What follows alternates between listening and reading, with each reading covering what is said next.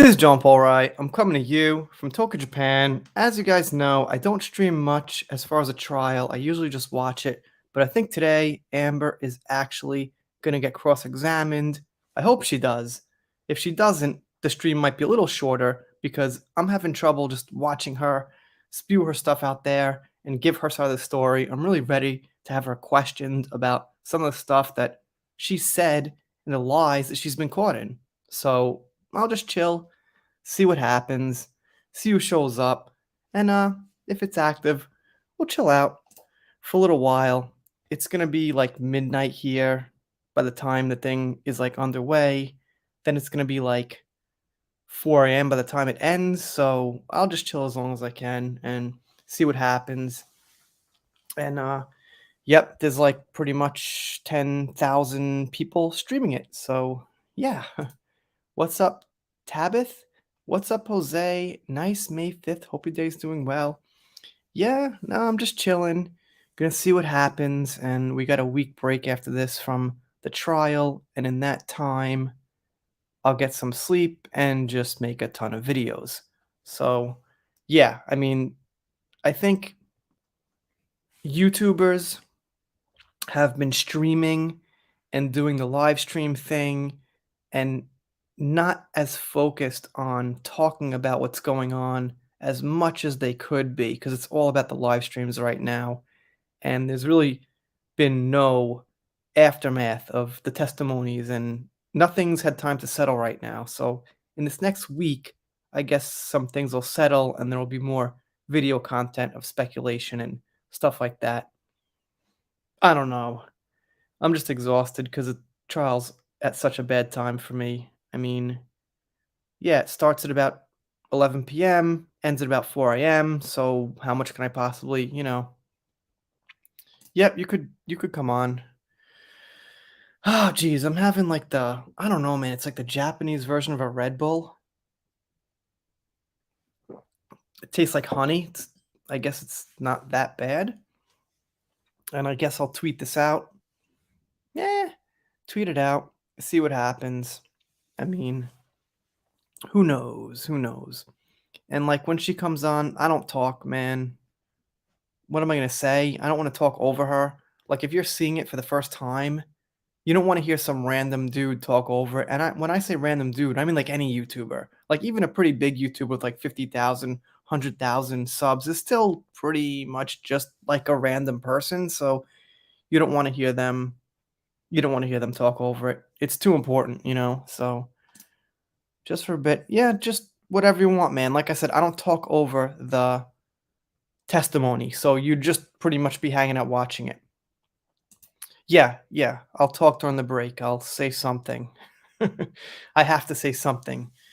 It's a YouTube channel and it's a live stream. If I didn't say something, it wouldn't be that enjoyable.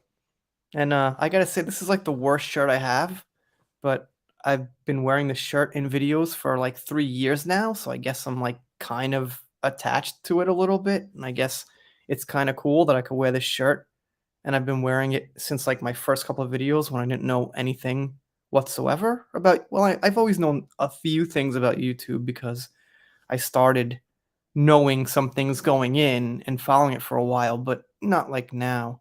But anyway, yep, let's hope that Sky News doesn't give me a copyright strike or well, they won't, but a copyright claim would be, I guess, bad enough to be bad. Anyway, anyway, see what the hell happens. I guess I'll tweet this out. We're just chilling. And I gotta tell you guys, all right, let me talk about this for a second. This is kind of tough. Now, here's the thing. I'm gonna talk about this all this week. There's more people taking Amber's side or believing her now that they've seen her testimony. And the reason is they don't know exactly the lies she's told and the fake pictures she's put out there and the stunts she's pulled over the last 4 years and 3 years. So when they see it, they've got a different lens than when we see it, and we just like see right through it. But they can't. Because imagine someone you've never seen before in your life, or maybe you know her as Mera or something, but very surface level.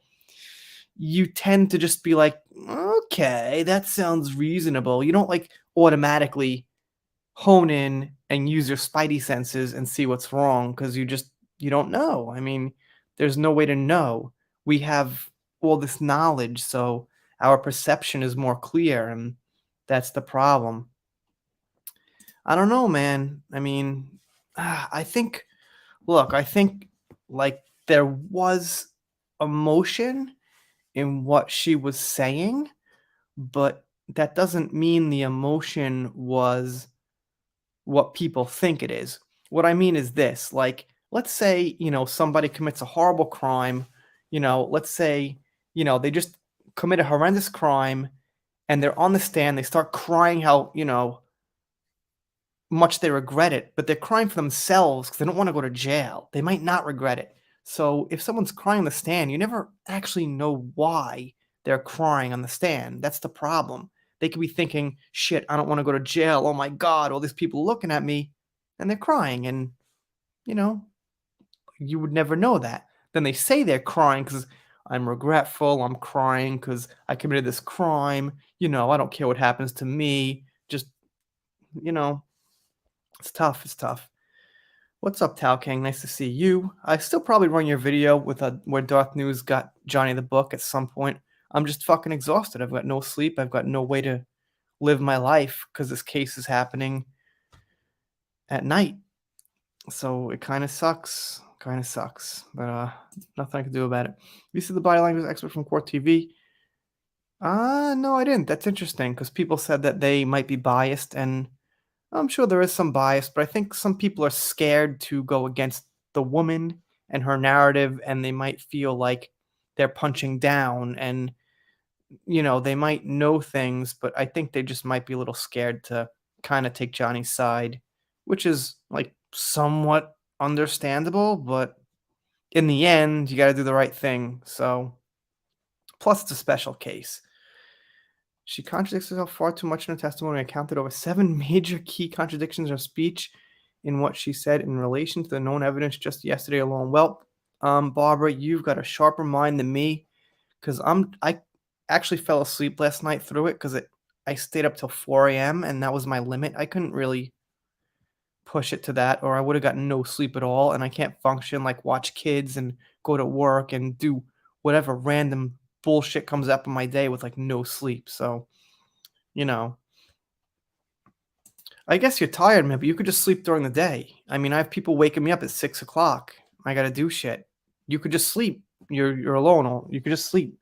If you don't have kids, you could just sleep when you want to, when you have time to sleep. I've got kids. I can't sleep when I want to. I have to work on someone else's schedule. So it's really um it's a lot harder when you're living with a family and they can't stop their lives for a court case.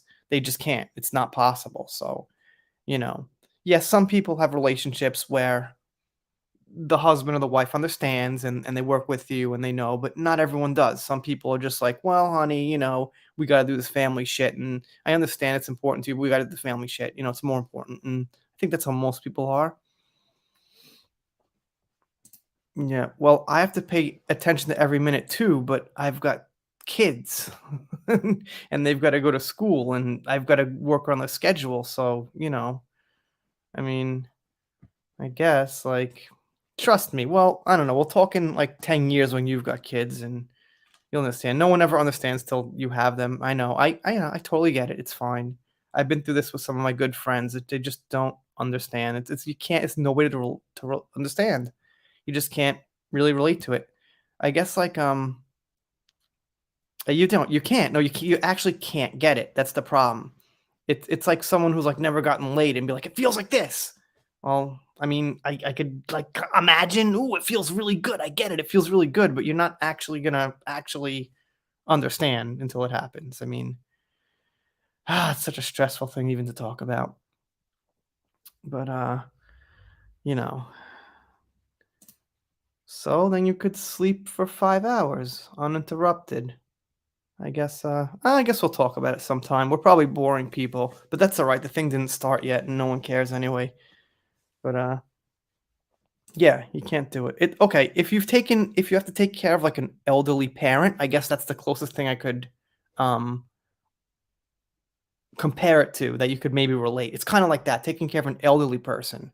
Like, you're kinda always have to be there. You can't just, like, leave for 5 hours, you kinda always have to be there. So that's the closest thing, you know, I could, um, compare it to. Forget I'm forgetting the word compare. I'm like Amber. I'm that the pair. I'm gonna contradict myself. Anyway, we got like 11 minutes. Just chilling, just chilling. It's crazy because I know there's like, I don't know, 25,000 other places you could go check out the case. So, yeah, thank you for stopping by here. And I'm not going to talk, man. Just going to watch it and let me know if the sound's good or not. And yeah, I just have, I'm just I'm just not confident. I'm just gonna admit it. I'm just not confident. Nothing goes my way. Every time some big event comes up, whether it's political or, it's some court case or some whatever it is, it never fucking goes my way. So I'm just expecting not to be happy. My default expectation is I won't be happy. I won't get satisfaction because I haven't gotten satisfaction with shit in like a really long time. So I was hoping, well, you guys could probably disagree and, fuck it if you do, but I think Kyle Rittenhouse was cool. I was happy with the verdict. I don't think he should have been considered a murderer. So, I was happy with that one. That's the one big one I could think of. So, I mean, I guess that one went my way. That was good. But aside from that, like, I don't know. Nothing ever goes my way. Obviously, the UK case didn't go my way. Not that it's personal, it didn't go our way. So, obviously, that was a sick mess. And, yeah, some other things that I'm not gonna get political about didn't go my way because no politics. Well, a little hint of politics, but I'll touch upon politics, but I won't linger upon it, and I won't really get in heavy into it. What's up, Kat? Nice to see you. What's up, Pines and Needles? Nice to see you. What's up, Wendy? What's up, Topaz? What's up, Jeanette? I actually really like that name. I used to know a Jeanette, I think. I mean, I know I did, but, I can't exactly remember. What's up, Red Dove Rising? Thank you so much for stopping by. I see your comments, once in a while. Really appreciate it. And, what's up, Eddie? Nice to see you. Sorry you're feeling down and giving up. It will be better very soon. This will go away. I hope you're right. Hey, I hope you're right. I really do. But like looking back at my life in like the last 5 years, and I'm a happy person. I'm not saying I'm like depressed or, I'm miserable. I'm just saying shit hasn't gone my way with like these big things in life as far as, watching entertainment and things like that. I'm not talking about my life personally. Things are going pretty good for me, honestly, aside from, I mean, like online and entertainment and watching the news and things I want to see happen haven't been going right. I've got plenty of stuff going right other than that, but when you're talking about things I'm like rooting for to happen, don't happen. So maybe I should just not watch and then Johnny will win. I'll be like, oh, I won't watch, then he'll win, and I'll come back. And but now I'm getting narcissistic, and it's not about me. I know that. I mean, I'm intuitive. This is all going to be right for Johnny. I hope so. Holy shit, I hope you're right. I mean, fingers crossed, Obi-Wan's gonna be ruined. Like I wanted to see, I know it's a little bit of a stretch from what we're talking about, but I mean, I've wanted to see Ewan McGregor play Obi-Wan for 20 years and things gonna be fucked up as hell. So, all right. I mean, it'll be okay, I guess, as fan fiction bullshit, but it won't be a good Star Wars show.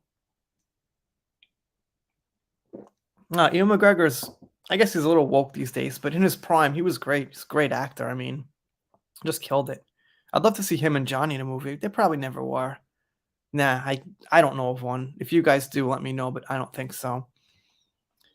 I'm streaming court on Kick once it starts. Oh yeah, what's up? Thank you, Cupid. Yeah, go ahead, stream the thing.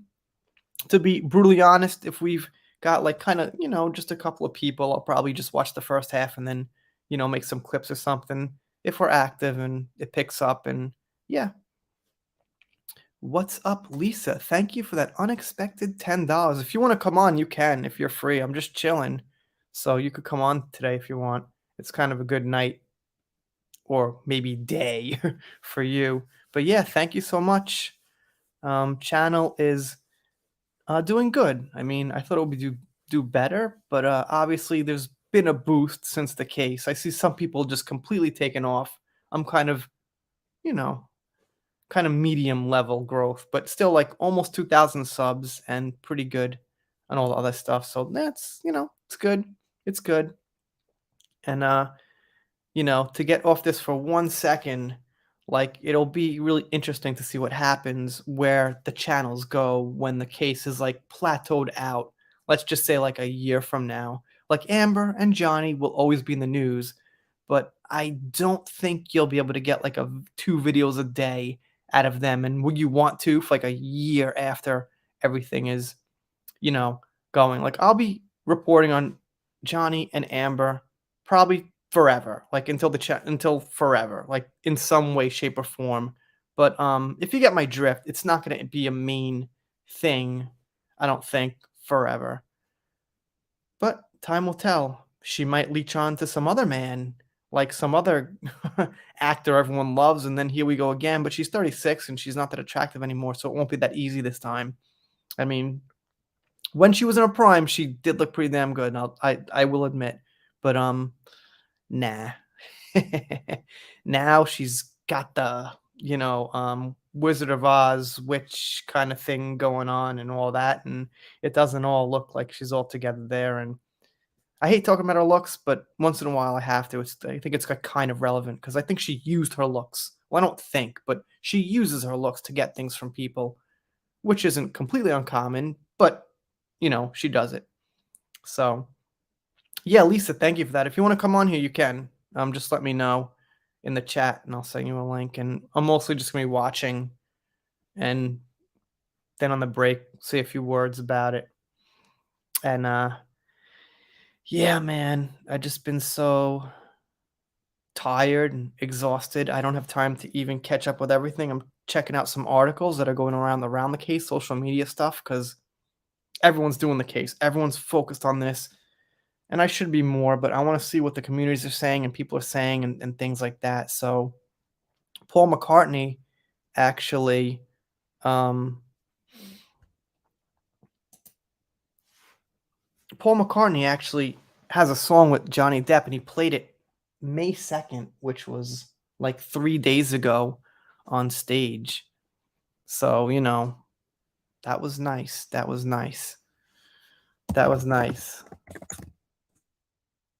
But yeah, I think we got like 4 minutes here. So just chilling along, seeing what's up, seeing what's up.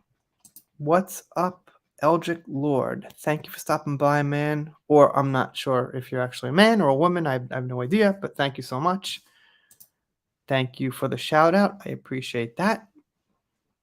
I appreciate that. What's up, Kat? Nice to see you. I think you've had the same avatar there for years. So yeah, that's wonderful. All right, so we got 3 minutes here. 3 silly little minutes, 51 likes. I can't really understand why some channels that have like, about the same subscribers as me get like almost as many viewers as a channel that's got like 4 million subs. I just don't understand what is up with YouTube's distributing like content and recommending content. I just don't understand it. Like, you know, but I think Benjamin Chu did a good job with his statement, and he pointed out something very important, that the defamation does not have to mention the person. It does not have to actually strongly refer to them. It has to be able to be connected to them.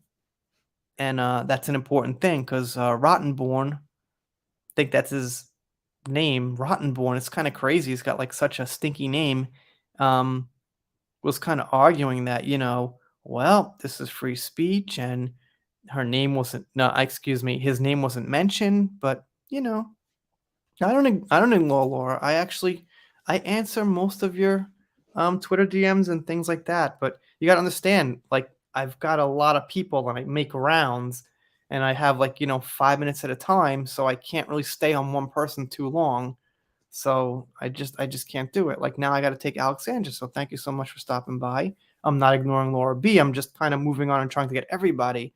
See, because then I missed Ready Rock here, right?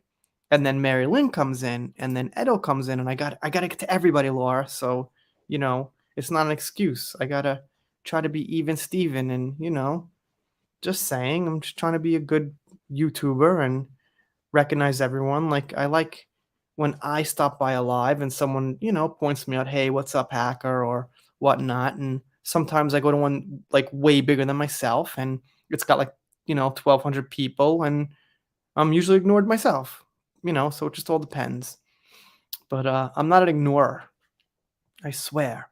I swear. I don't ignore people. I see a lot of what's going on. And yeah. All right. We got 1 minute here. We got 1 minute. And let's see how it goes. So I'll mostly just be watching this, guys. I'm like I said, if the sound's good, chill out, check it out, and just please let me know how the sound is when it starts. And that's it. I figure if I'm gonna watch it anyway, might as well just live stream it because I don't have a video I'm gonna put out now. Because whenever I put out a video, when the case is on, it just bombs. It just does nothing. So, what's up, John? John was on here the other day, man. What's up? Nice to see you, man. Thank you for stopping by. So, the weekend lives have been pretty active. I've usually I got like 900 people in one, then like 300 in the other. And I don't know, the weekends are much more active. But when I do something during the week, then it's like, well, there's like 75,000 other channels doing the same exact thing. So I can't compete, man. I'm getting old. I am. I really am. I'm not counting anymore. Tug has a birthday coming up. My suggestion: don't even wish him happy birthday. Let him forget it because there's nothing good about getting older.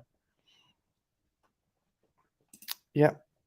You haven't missed anything. Just Amber Heard's coming up for testimony, and just gonna check it out. Just gonna chill out. I'm gonna finish my energy drink, have some peanut butter, and just watch it. And I've got work tomorrow. I get up at 6:15. So, I don't wanna fall asleep at, like, 4. I wanna try to fall asleep at, like, I don't know. Um, no, I don't know what happened. I think she tweeted out that she just didn't feel comfortable with it, like, it could have been better or something, so she might have just axed it herself, and, you know, I think she's probably gonna be on here Saturday morning, so that'll be cool. She's busy, she's blown up now, but I think she'll be back. We always have a good conversation, and you know, I'm gonna talk about Manson a little bit, and it has to be talked about. I mean, I've got 37 videos on Depp and Heard in a row since the case started with nothing else. So I have to, no matter what happens, get some other content up there. Elon Musk bought Twitter. He's been in the news like crazy. You know, yeah, I generally prefer small channels as long as they're like good sound, decent picture, like decent personality. Just got to have a couple of elements that are right. And then, yeah. So I generally like smaller channels. And it's important to support both big and small if they've got the same message. But usually, the more mainstream general people will just watch the big ones because they're more highly produced and things like that. So in most cases, I'd support the little guy first just because it's doing more. It's more impactful when you support the little guy. What's up, Nightingale? Yeah, I'll have to make a coffee at some point. Nice to see you. Thank you. I think you've been here for a very long time too. So thank you so much. It's an ocean of content on YouTube, but we've been on this view. Yeah, no, I know. I've been here a long time with it, but yeah. I mean, that's what the community's for. We've got our community, and that's one thing. That's one discussion. But also as a YouTuber, we're always trying to get in new people and break through. So, okay, here we go.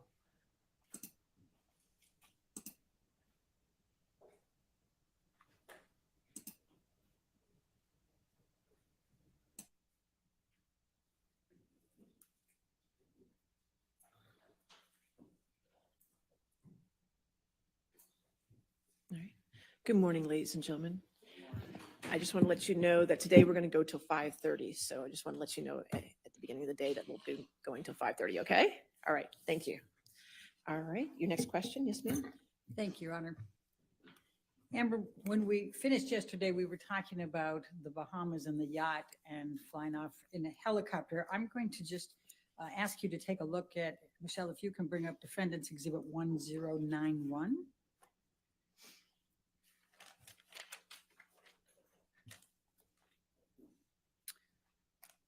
I think that's 1090.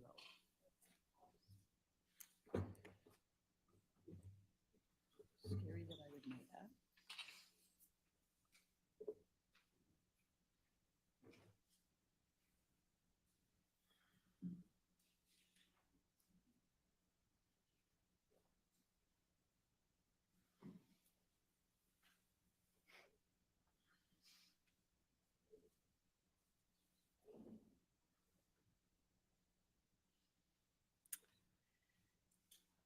Do you recognize this picture?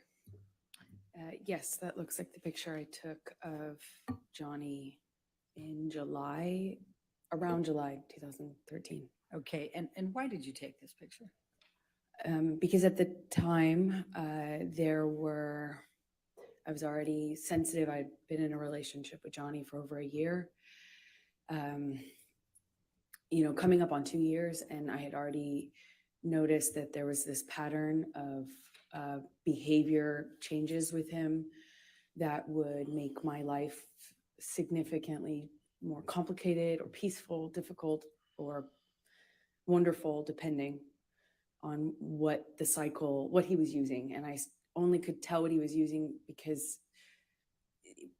I would have to look for clues, and he would pass out and get sick and lose control of himself, and then people would pick him up and clean him up and fix it, and he wouldn't either remember, or he would deny it, or he would accuse me of saying that this had happened when it didn't. And there was no one to back me up.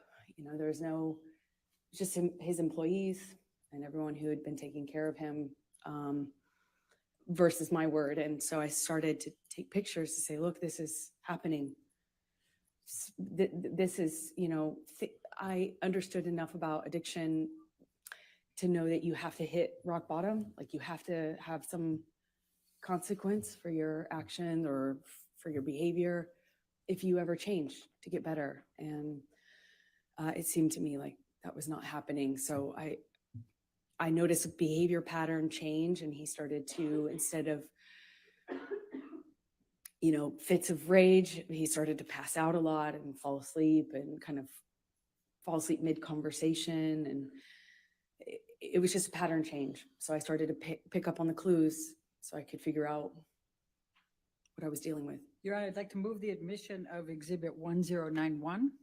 Any objection? No objection, Your All right. Honor. 1091 in evidence. You can publish. Thank you, Your Honor. And Ms. Heard, and what is depicted in this picture? Please tell the jury. Johnny passed out on the island where we were vacationing. He had a bit of a stint of sobriety right before this, and it started to change with his friend Paul Bettany. And yeah. Okay. Now I'm going to ask you, Michelle, can you bring up Defendant's Exhibit 1095? We talked about March 2013 yesterday, and I just wanted to bring this up quickly.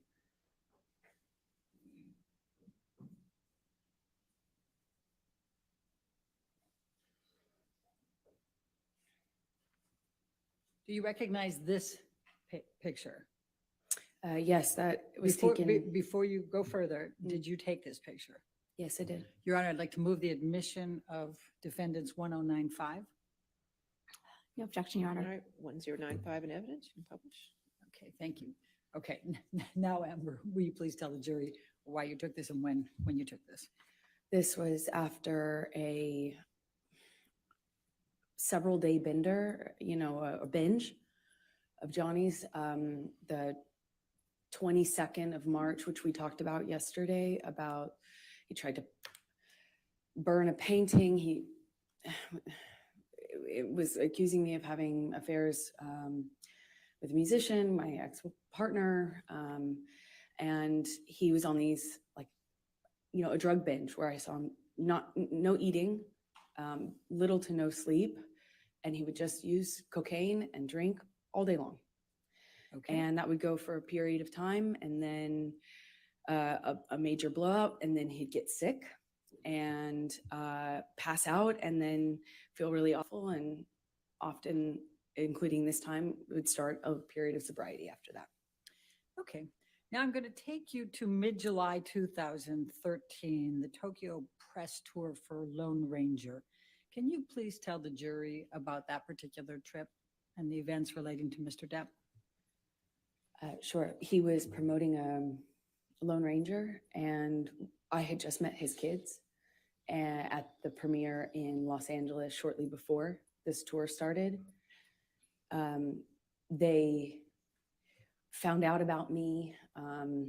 Amber, I'm going to just ask you not to go through that. Sure. Just take us to Tokyo, please. Okay. So I believe we went from that stop to Tokyo with the kids, and he had difficulty with drinking in front of them. He was trying to hide it, and yet he was dealing with some stress around his career. I didn't have a lot of details, but he was drinking at the restaurant, and the kids were kind of,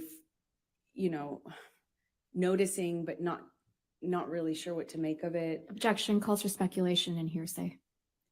She didn't say what they said. I'll sustain us to the last Okay. part of the answer. Okay, please continue, but don't say what they said. Okay, the kids said. Anyway, Johnny became upset with me for judging him. He was,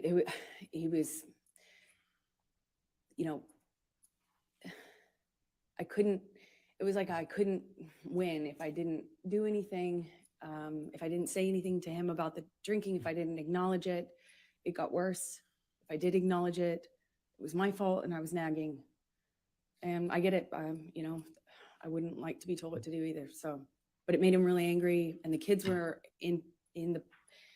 on this press tour, and I was just concerned about them. I was concerned about them hearing us. Johnny screamed at me in the hotel room, and all I could think where the kids were in an adjoining room. What if they could hear us? I had just met them, and I didn't want them to think poorly of me and hate me, not knowing what was going on, in our behind closed doors. I remember him, it was name calling, and he eventually passed out. Do you recall what names he called you? Do you recall what he said? I heard at this time, nagging bitch all the time, called me a cunt. He even said that he made a mistake with me, and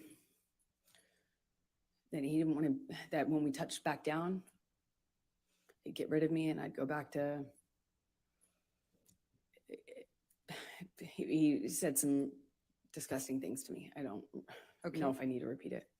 Okay, let's go. Michelle, can you bring up Defendant's Exhibit 1090? You indicated, I think, that he passed out at the end of that. Did you take this picture? I did. Okay. Your Honor, I'd like to move the admission of Defendant's Exhibit 1090. No objection, Your Honor. Thank you. 1090 in evidence, you publish. Thank you. And where was Mr. Depp when you took this picture? He was passed out with his head in a table in the hotel room, in our hotel room, not the kids' hotel room, in Tokyo, on that press tour. All right. Now I'm going to take you to August 2013. What, if any, discussions did you start having with Mr. Depp about moving in with him? Well, after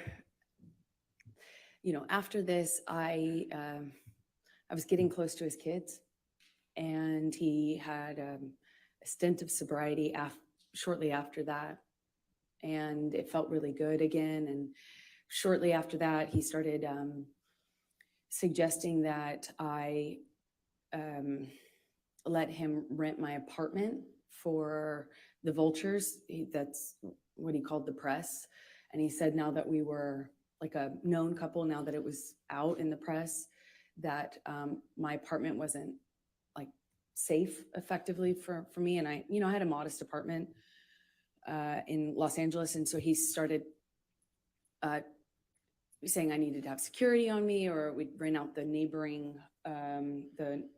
houses because of the vultures. And it was a conversation, and then that conversation evolved into that I should move in with him. Always wanted me to go with his security guards, wanted me to have his credit card. Obviously, I wouldn't accept that, but the conversation about moving in became hard to resist, because I was increasingly becoming a part of his life, and also loving his family, and feeling like, more stability would mean more stability with him and his struggles with drug and alcohol use. And I thought I would minimize some of the jealousy and insecurity that he had. It was hard for me to justify working. Every audition, every meeting, every script I got was a negotiation or a fight. I had to justify it like as if I was saying, hey, let's have an open relationship. It was, and I thought that would be minimized if I could make him feel more secure. But, if we live together, certainly there would be more security, right? And that was my reasoning. So you talked about still reading scripts and things. What, if anything, did you do differently in terms of pursuing your acting career? Well, I've always been really independent, and I've never imagined not working. I've worked from the earliest time I can imagine. I come from, parents who worked until they literally couldn't anymore. I never imagined myself having to explain my job or justify my job, but I did, and I am independent, and I see myself as independent and strong-willed, and I had to bargain. Every time I'd get a script, it would be, I thought you weren't taking another job. I'd always say, are you kidding me? That's crazy. I have to work. I support my family. When I moved out to LA, I'd get a check for, a gig, $600 or something. I'd save half for me, send half to my family. I kept having to justify taking work by saying, I'm supporting my parents, I'm supporting my sister, I'm supporting my family, I have to work. And he would say, you don't have to work, kid. Let me take care of you. My woman doesn't have to work. And that sounds really sweet and really romantic in some way, but it became a real fight. Every time I got a script, it was what kind of, how I was dressing, what kind of behavior I'd have, how did I have a sex scene? And then I started saying, no, I won't take the sex scenes, or, I'll take the part where I don't play, that kind of character. Or then I started minimizing the kinds of kissing scenes that I had. And eventually I had to change the wardrobe that I could have in the movie. I couldn't have a sex scene, but that all, it didn't happen all at once, of course. It was little thing after little thing after little thing. And eventually I found myself pushing as many scripts off my desk as I could, picking the ones that had minimal makeup, dress as conservative as possible, finding ways to minimize the scenes I had where I had a romantic involvement of any kind. It was a constant battle and negotiation. So let me take you back. Did you, as a result of your discussions with Mr. Depp about moving in, did there come a time that you did move in with him? Objection leading. Overruled. Thank you. Yes. Please, and let me ask you this. You've talked about penthouse. We've heard a little bit about penthouse appointments and suites. Could you just explain to the jury the different places that Mr. Depp had in Los Angeles and what they were called, just so we have some context here when we're going through all this. It's a little confusing, I imagine. He had about, I think, 4 or 5 mansions in this beautiful, like, border of Beverly Hills and West Hollywood. And they were all in a cul-de-sac, and we called it Sweetser because that was the name of the street. And there 5 houses, I think 5 houses, it could be 4, all, effectively, he had the whole street. Then he had about 5 penthouses downtown on the same floor of the Eastern Columbia building, which you've heard about, the ECB. And Sweetser was, Johnny's kingdom. One of those houses was like a whole house was his man cave. It was a studio, and it was where he made music and hung out. And we spent some time in there, but that was effectively Johnny's, place. And then there was the downtown places, and they were effectively empty save for some furniture and one of Johnny's friends, Isaac, who you met. And he lived there some point before Johnny and I eventually decided to move in together. Let me just stop you there. I just want to make sure we're clear. Are we talking about the penthouses or are we talking about Sweetser? For where Isaac lived in the penthouses. Okay. The rest of them were pretty much empty. And my best friend, who I was very, very, very, very close to, went through a breakup, and he very kindly insisted on moving her into this penthouse. And of course, she said no for the first few times, but he insisted and said they were empty and he would love to have her move down there. And he very kindly moved my best friend downtown. Problem is, Rocky? yeah, Rocky Pennington. But the problem is it's like 30, 45 minutes from West Hollywood, where my place was, which we call Orange at the time. Okay. So when did you move into the penthouses? Shortly after he moved Rocky, my best friend, into the penthouse. So she was in one of these empty-ish apartments, and somewhere around that time, I think it took me some time actually, but after that, I eventually agreed to move in with him and give up my place, although that made me pretty nervous, to be honest. But we were in this relationship that was very serious, and we were constantly traveling. Also, as another part of it is we were in LA for a matter of days or weeks. I'd go do a job, he'd go do a job. I'd come back for a photo shoot or a red carpet, go on a location, go visit him on a location. There was an incredible amount of travel and movement. So we weren't really, again, living the day-to-day that you might normally with a partner, where you have a home and you move in together and you have one home. We didn't have that. It was Okay. very different. I'm going to take you to September of 2013. What were you filming at that time? London Fields? Yes, that's right. Okay. I was filming London Fields. I just started. All right. Did there come a time that you became engaged to Mr. Depp? Well, Yeah, it was difficult because in that role was a very difficult role. I mean, every time, every scene that involved sexuality or romance was like, I'd look at that on the page and it felt like I'd feel my gut tighten because I knew it was going to be an issue. But Johnny dropped me off. I gave him the script. I sent him pictures of what I was wearing in my wardrobe fittings. I sent him everything. I shared my script with his team, and the fighting eventually kind of minimized. It was clear I was going to do this job, and I told myself I had to do this job. And Johnny had to go to London, I think, for some pre-production stuff for a movie he was going to do a smaller part in. I think it was called, I think this was Into the Woods, is my best guess. So he dropped me off in London. And when he dropped me off in London, we had a few days at this hotel that we first,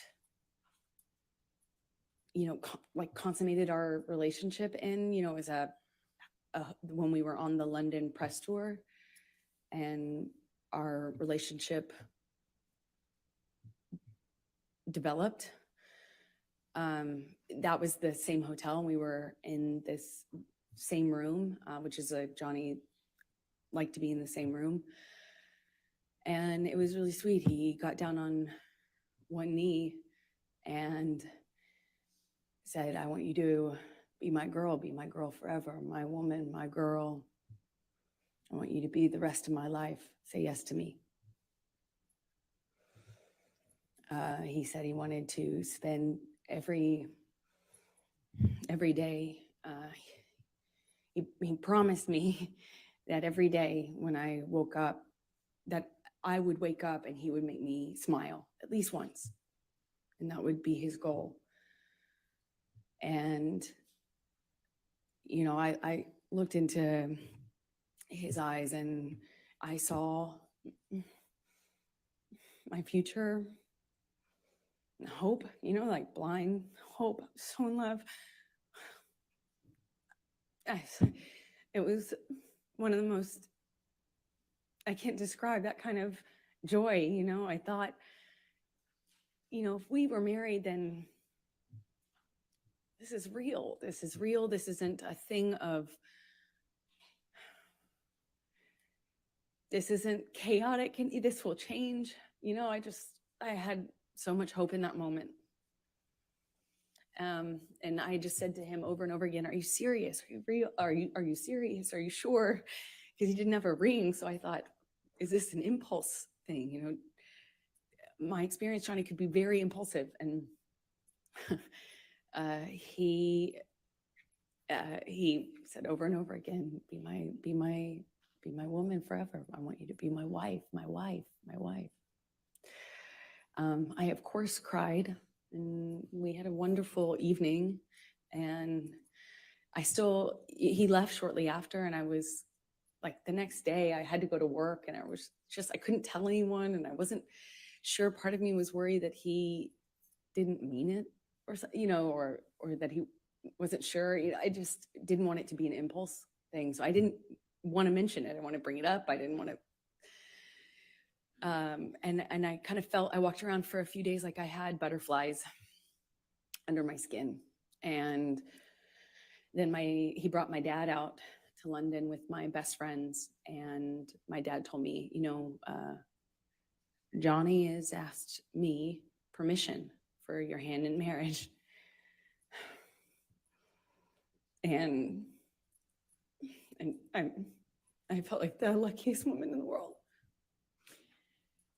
So while you were filming London Fields and Johnny had gone back to LA, what, if any, issues did you have with him on fraternizing with the cast? I'm going to ask, Michelle, can you pull up Defendant's Exhibit 188, please?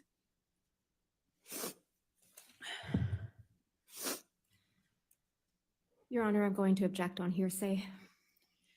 Your Honor, I'm going to, let's pull up 188A. I've redacted everything but what Mr. Depp says All right. on 188A. 188A. That's submission against interest.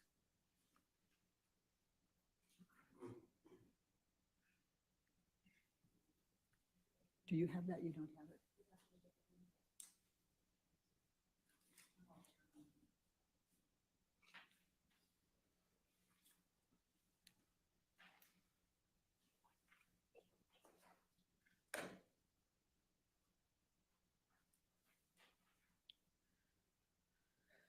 Give that a minute. While they're working on that, can you tell us what transpired between you and Mr. Depp when you wanted to do something with a cast member? So, as I said, he came to London for his own work, and also he dropped me off in London, where I had to be for a few months to film this movie. And he asked me to marry him. He brought my best friends and my dad out. They left.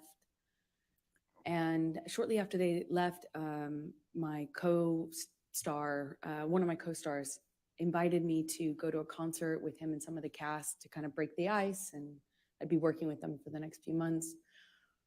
And I had already, I already knew I couldn't like be photographed, even if it was platonic. I couldn't be photographed with men or women that other people could possibly spin as romantic. I had learned that, but in January, the hard way. So I asked him permission if I could go to this concert with the cast. And I said, Johnny, that like, he's gonna, my co-star. Objection, Your Honor, hearsay.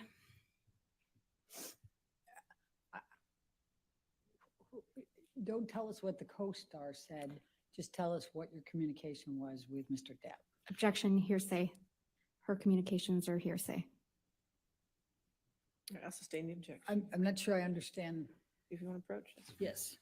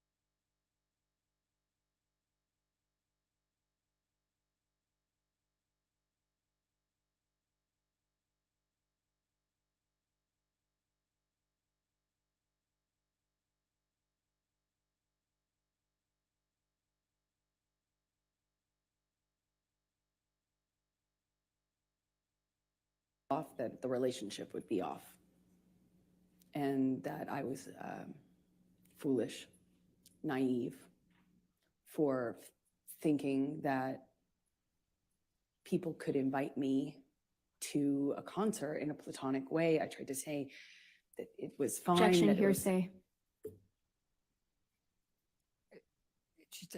She's testifying about what Mr. Depp said. I don't understand. All right, I'll overrule that objection. Please continue. Yeah, he said I was foolish and naive, that no one could invite me to, how could I be so dumb to think that somebody could just invite me to a concert? Why would they want to hang out with me? Obviously, it was because they wanted more from me, and that I probably wanted more too. I was basically asking for it. You're going to go backstage. What are you going to say to the band? And then I know how this plays out, and who's the other girl going to be there? And how could you be so stupid? How could you be so foolish? You're more naive. You should be smarter than this. And I apologized. I stayed, that whole evening, I think for a few hours, I spent on the phone with him, texting, calling, or talking, hanging up. He'd hang up on me, be upset, and then send me cryptic messages about my foolishness. And, I'm already doing a movie where I play this, character where I was empowered. Like, I read the script and I thought this character was empowered sexually. And by the time I got Johnny's feedback on it, I had been convinced that actually I was just being used. I was just being used. It was clear that that was all I had to offer, and I was too foolish to see it. And I had a Amber, similar. I'm just going to stop you right there because I'd like you to take a look at Defendant's Exhibit 188A. Mhm. Is that in front of you? Do you recognize this portion of the text chain between you and Mr. Depp? Yes, I do. Okay, and this is on September 9, 2013?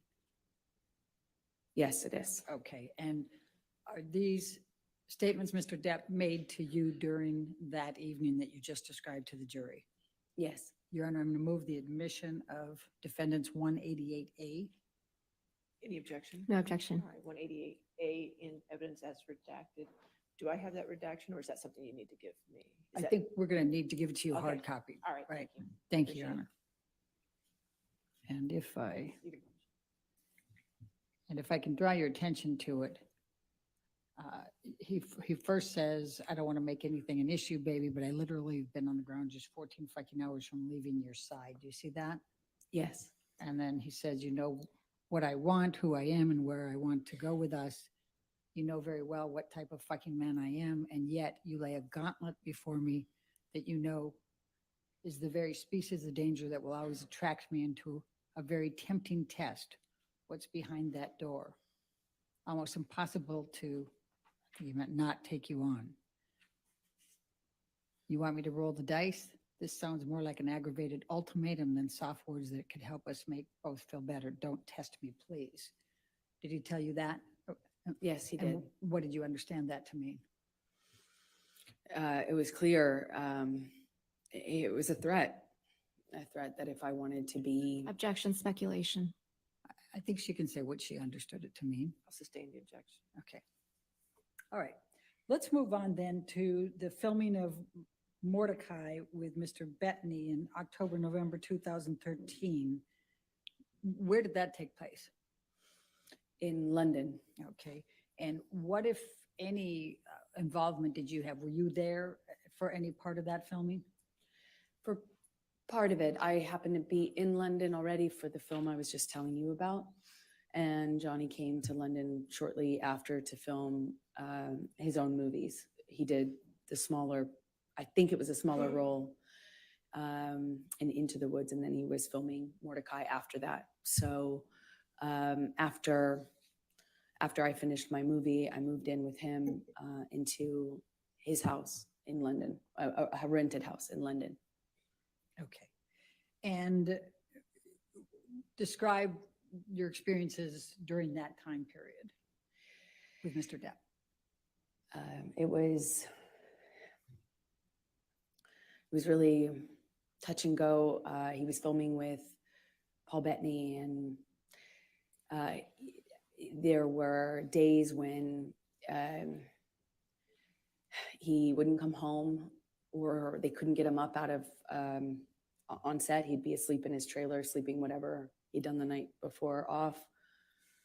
I remember he missed a few days of work that way. It struck me because in my experience in our job, you don't miss work. It doesn't matter how sick you are, you go. You know, it's millions of dollars every single day they're filming, and I had not experienced someone who could effectively just control the set like that, you know, I mean, to that extent. And one day he didn't come home, and I was worried sick. I found out that he was in a hotel room with Paul Bettany. Objection, hearsay. Okay. Move forward, because. When he came home, they had to carry him home. Objection, hearsay. Did you see them? I carry watched him? it. Okay. Go ahead. Okay, please continue. I watched. It actually, I was shocked that he could do it. One of the security guards carried Johnny like a baby into the house, and I looked at that, and I mean, his boots were hanging over the security guard's arm, who had to negotiate getting through the doorway, carrying Johnny like this. And I watched this, his assistants and the other security guards shaking their head, you know, just shaking their head, acknowledging this is how bad it is. And I remember thinking, this has got to be it. Like, this has got to, change. This is it. And he was understandably very, very sick for at least 2 days, is my recollection. And in that 2 days, I had a lot of conversations with this team. I won't say what they were, but I felt at that juncture very encouraged that everybody and myself were on the same page. And I felt encouraged that we were in a new chapter, that Johnny had finally hit rock bottom, and finally he felt like changing for good. And I felt buoyed, supported by these conversations I was having with people that he was close to, that he trusted. November 2013, did you have any contact with Lily Rose that led to any discussions with Mr. Depp? Objection leading. What, if any, communications did you have with Lily Rose in November 2013? Objection calls for hearsay leading. I'm asking what her connection was. I didn't ask what she I'm going said. to sustain the objection. if you want. Okay. November 2013, what, if any, interaction did you have with Lily Rose without saying anything she said? Objection hearsay. It's interaction, Your Honor. I'm not asking for what she said. If you can lay a foundation out. Okay. Did there come a time in November 2013 that you saw Lily Rose? Yes, they came to stay with us for some time in the winter. Yeah, around November, I believe, 2013. When you said they, who are you referring to? Johnny's kids, Jack and Lily Rose. All right. And was there a particular incident that led to a disagreement with Mr. Depp? Objection leading. Sustain. What, if any, interaction did you have with Lily Rose that led to an argument with Mr. Depp? Objection leading. That, what, if any? If we approach.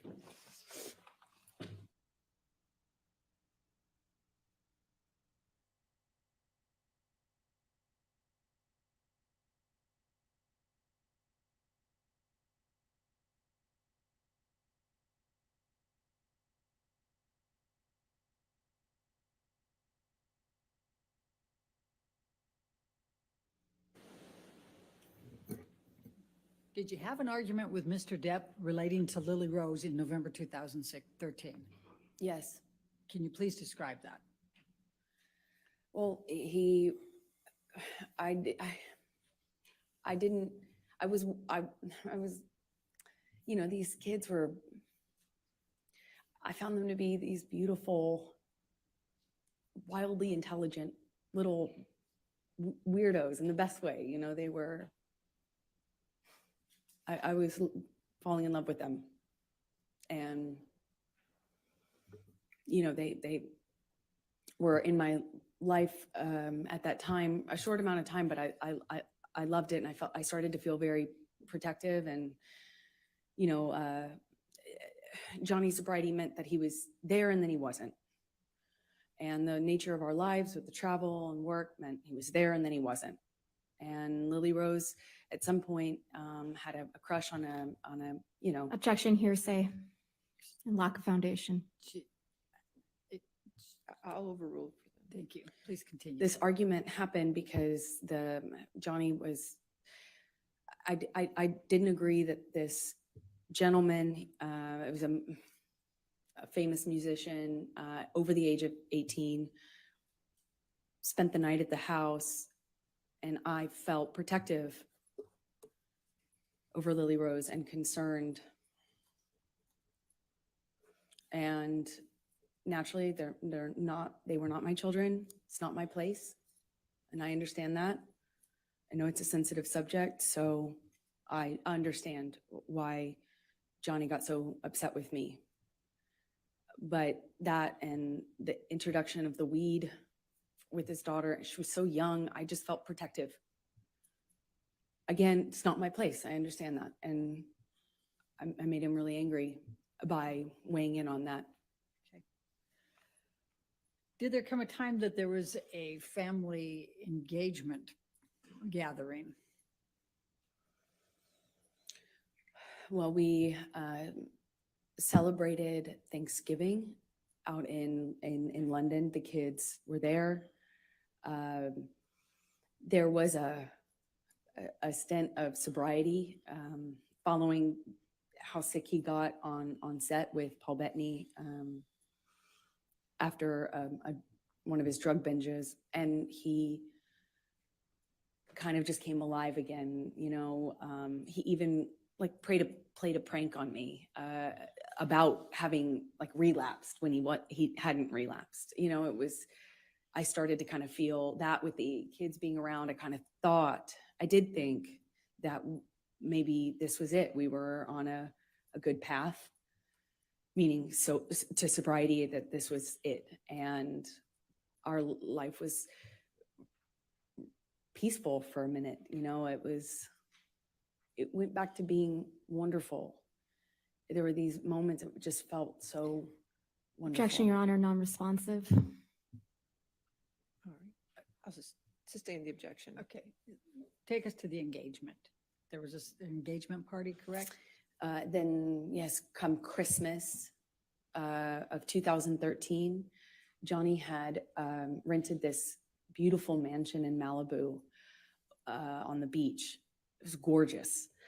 And he brought my family out, and his family was out, obviously in LA. And we stayed in this rented mansion, and we're all together for the holidays. And one evening we were going to his mother's house. His mother, who you've heard about, was older and sick, but at home being cared for. And one evening we're going to have dinner, Christmas dinner there with her around the time of her birthday as well. And my best friend said, "You should." Objection, really... hearsay. Sorry.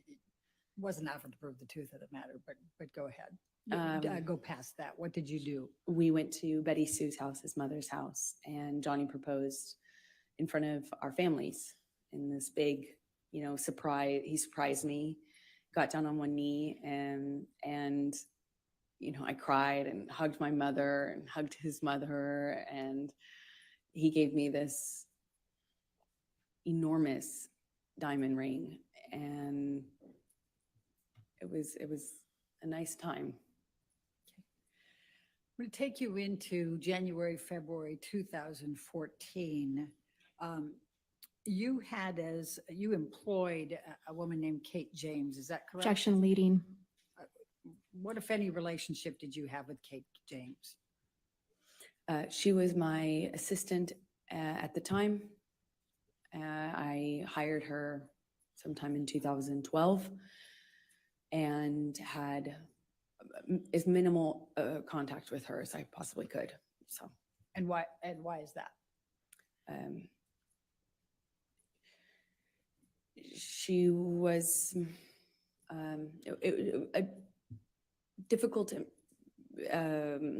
troubled, and inconsistent. She drank on the job and stuff like that, and her behavior was Objection, relevance. horrible. She's already testified. Kate James has testified, and I think bias. We can. All right, I'll allow that. Go ahead. Thank you. Okay. Please describe for the jury what job responsibilities Kate had and how you communicated with her, and kind of how that worked. Objection, compound. Overruled. Thank you. We had minimal person-to-person interaction because I was hardly ever in LA. If I was there for a few days at a time. And Johnny and I kind of lived in this insular bubble anyway when we were together. But we would send emails, texts, and a lot of voice memos, voice notes. And, if I found that if I said, "Kate, you left the car running with your doors open and your kids in the car on the street. You need to Objection, move it." hearsay. She's not testifying. She's testifying about context. Sustain the objection. Next question. All right.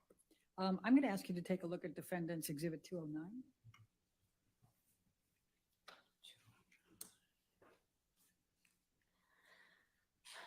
Your Honor, I'm going to object on hearsay grounds.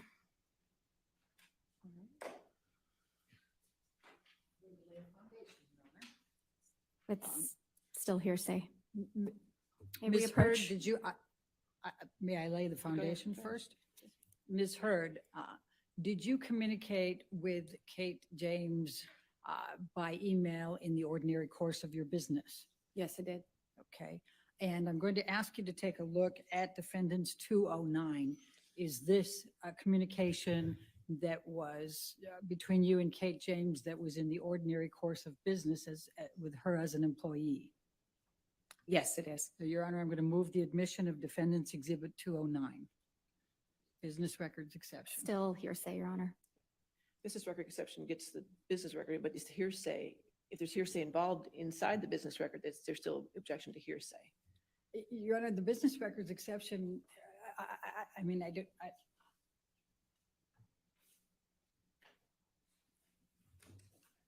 don't agree. I think that's the point If you that wanna- if you hearsay wanna can.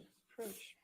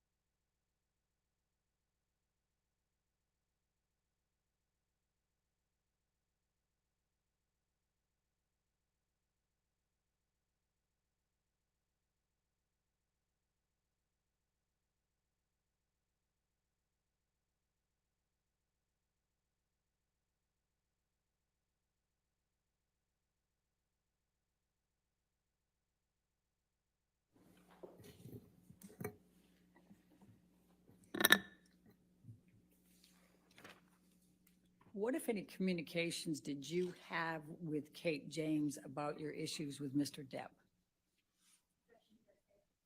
Objection hearsay. Your Honor, Ms. James has testified. I'll sustain the objection. All right, we can take that down, Michelle. In the February, I'm going to jump to February, March 2016. What, if any, communications did you have with Mr. Depp about a prenup? Well, after the engagement, but before the engagement party, I started to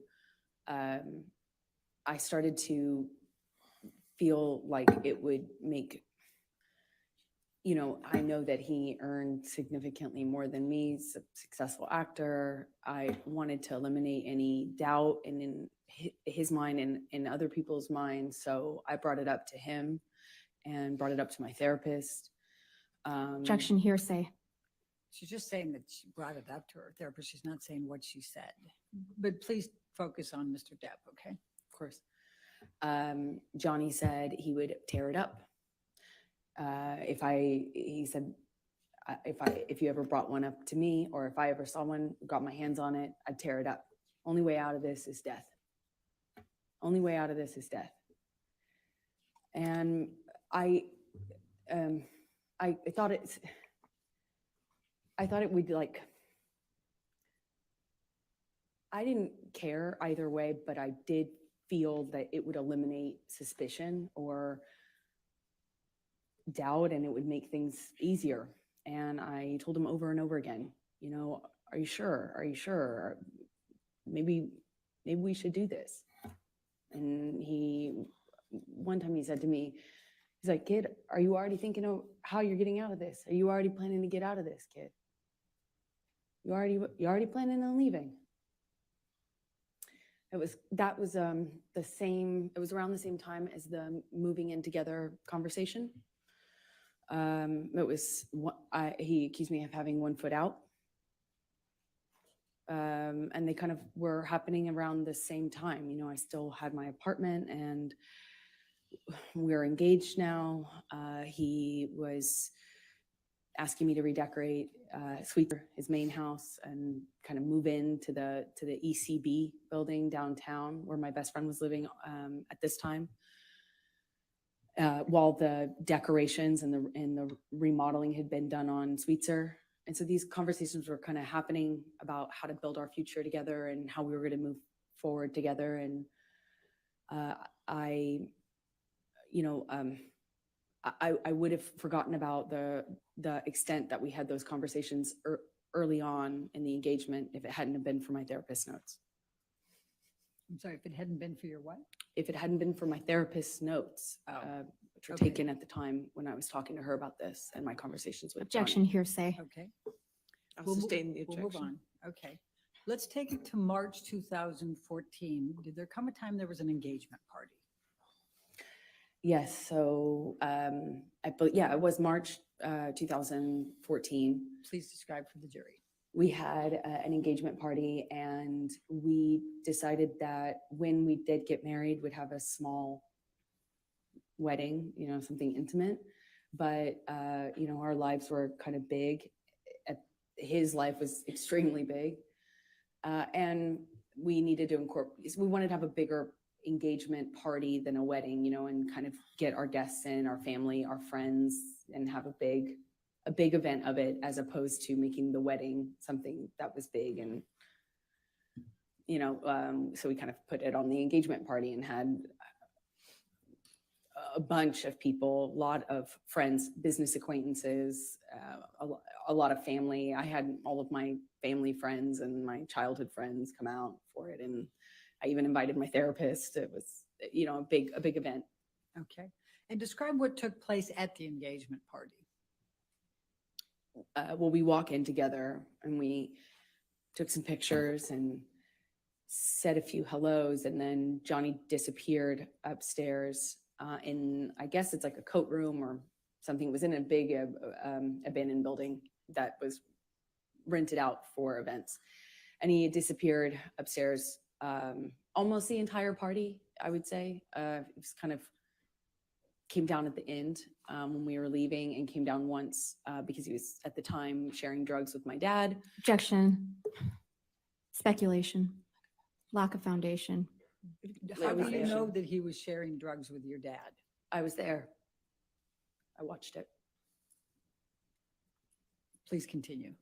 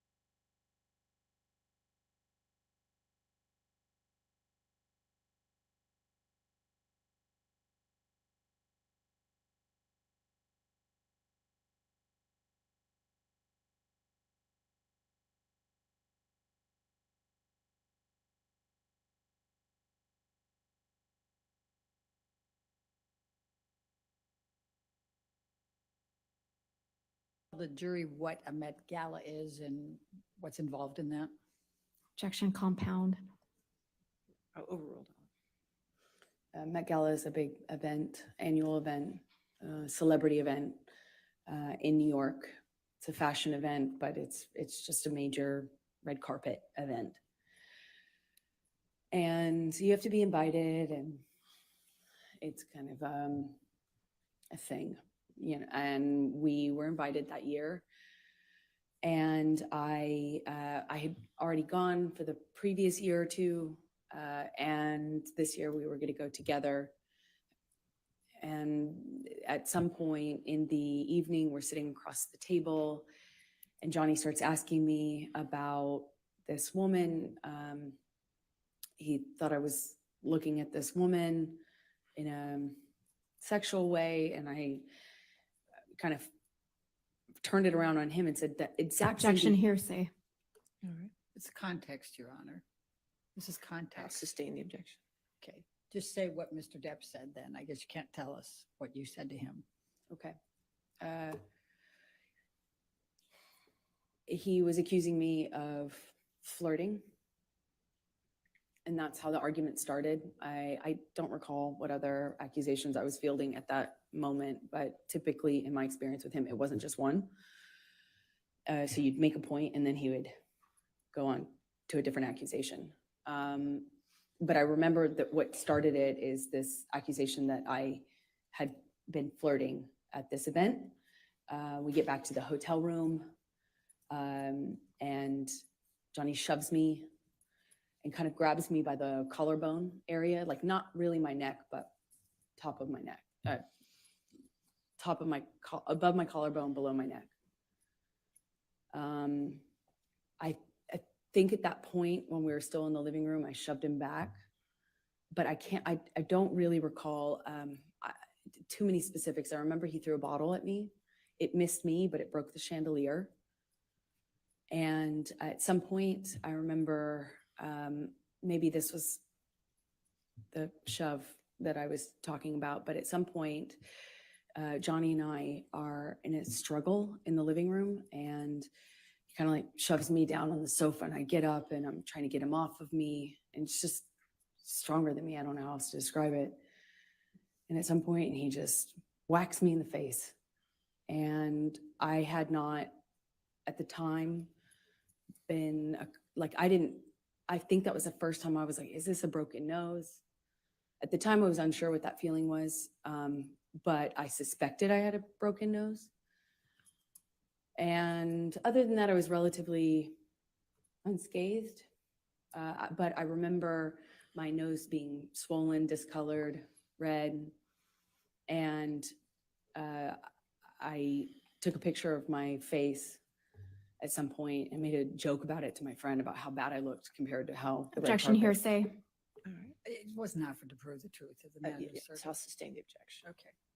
Okay, just don't say what you told a friend, okay? Okay. Let's take you to the Adderall Diaries. When did you start filming the Adderall Diaries? Believe May. I filmed another movie in New York, March, April, May. I went straight from that movie to another movie, an independent film with James Franco. The one I had previously shot was with Christopher Walken. That's right. Okay, so I went from one to the other and saw Johnny in these, in between, like if I got a long weekend or, I'd fly home to be with him and then fly back. It was kind of like that. Fly back from where? Where were you filming those? In New York. Okay, and where was Mr. Depp at that time? Johnny was in LA at the time and then eventually went on location for his movie, Black Mass, in Boston. So you were in New York and Mr. Depp was in Boston at some point? in May? Eventually by May 2014. That's it. All right.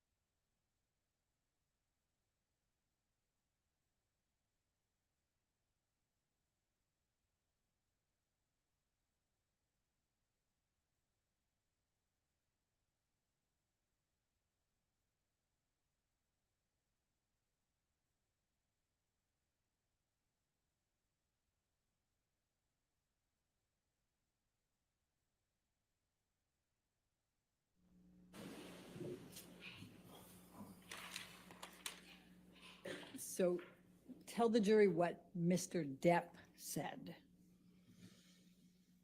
He was mad at me for taking the job with James Franco.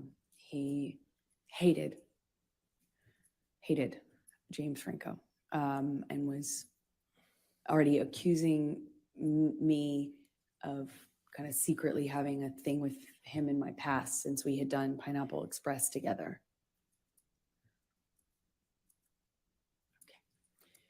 So I'm going to take you to the Boston plane incident. We've heard about that earlier, May 24. Can you please describe for the jury what took place on May 24 relating to the plane incident? Well, I had spoken to Johnny, you know, he's in Boston, I'm in New York, and I spoke to him. He had already been upset with me and accused me in like many arguments about not telling him about scenes that I had. If I had a kissing scene, any sort of romantic scene, and I wasn't explicit about what I was going to do, then I was accused of having withheld information and hiding it from him.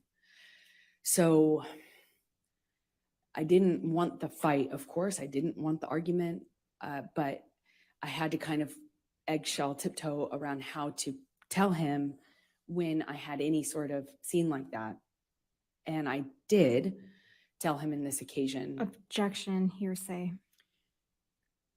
We need to stay with what Mr. Depp said, okay? Okay, so he was upset with me, but he didn't sound coherent so much on the phone. He was yelling at me about how could you tell me this? How could you tell me this when I'm filming, when I have this scene that I'm doing? How could you tell me this when I'm working? Obviously, I couldn't tell him any other time because we were both filming, and I told him as soon as it was relevant. But he kept saying, how could you tell me this? How could you just tell me this? And it was like I had told him I was having an affair or something, you know, was that angry at me. But he kind of started to sound less connected to reality as these like arguments would happen on the phone. This is in one day. Eventually, he hangs up on me in the conversation, screaming at me. I talked to his assistants. I won't say what they said, but I had conversations and felt encouraged that I could continue on with the plan, which was for me to get on the plane, go to Boston, pick him up, and we would go back to LA for his daughter's birthday. I was nervous because the conversation I had had with him, and he was so upset with me on that conversation, but I figured I assumed he had passed out and that he would have been kind of sobered up the next day, assuming that the work would mean that he felt pressured to kind of pull it together. And I get on the plane. He sent the plane, so I assumed he's not that mad at me. He's over it. We're moving on. He's sobered up. There had been a lot of talk about a sober plan, like a full detox, a full recovery, a doctor, a whole plan. You know, there were talks of that following what had happened in London. So I was feeling like, okay, well, maybe we're here. And I get on the plane. It touches down and the SUV pulls up and it sits on the tarmac for a very long time. He knows I'm on the plane waiting for him. So I kind of started to anticipate that things weren't as I hoped, meaning that he was sober and had slept it off. And I'm sitting on the plane for a very long time waiting for him, and he finally opens the door and I see him get out of the SUV, and I can guess by how he's moving, how he's walking. I didn't realize at the time I had already become really sensitive to these little changes because my life changed depending on what he was on. And he gets on the plane, and I just knew in every cell of my body something was wrong. And he comes straight up to me, doesn't say anything to me, but is looking at me. He's got these glasses on and he takes them off in this kind of aggressive manner and sits down across from me, not in the usual spot. We'd kind of have our places on his plane, you know, where you get used to sitting. And I remember I got up and moved to accommodate him getting by so he could sit in the normal seat as per usual. He didn't. He sat across from me. At some point, and I don't really remember the exact sequence of it, we take off, and at some point he's asking me what's wrong with me. What do I have? Do I have something to tell him? Do I have something to tell him? You want to talk to me about your day yesterday? And then it gets, I already know that he's drunk. I already know he's using, he reeks of weed and alcohol. I mean, his breath smelled so bad, and I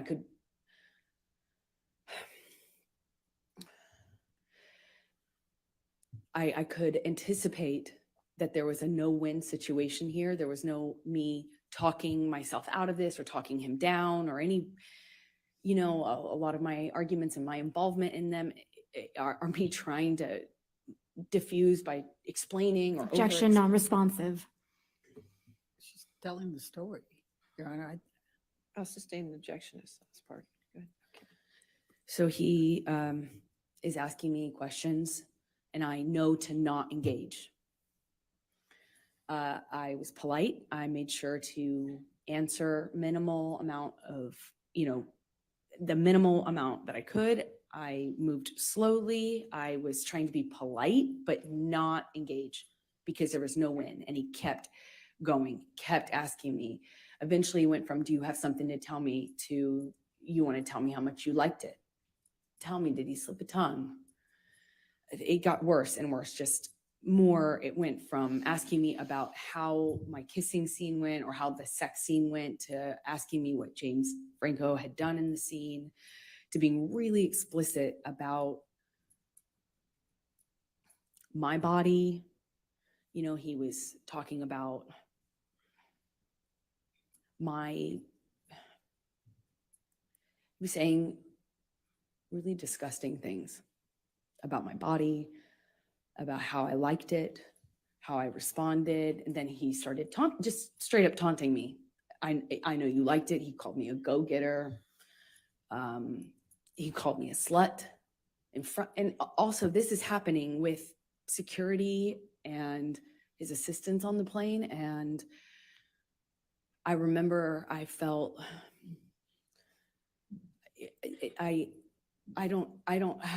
struggle to be able to tell you how embarrassed I was, because he was speaking to me in front of people in this way, asking me if I liked it and if I was wet, and you know, why I wasn't looking at him. And that was proof I wasn't looking at him. That was proof that I was asking for it. Did I ask James to do this and this to me? And how about if he does those things to me?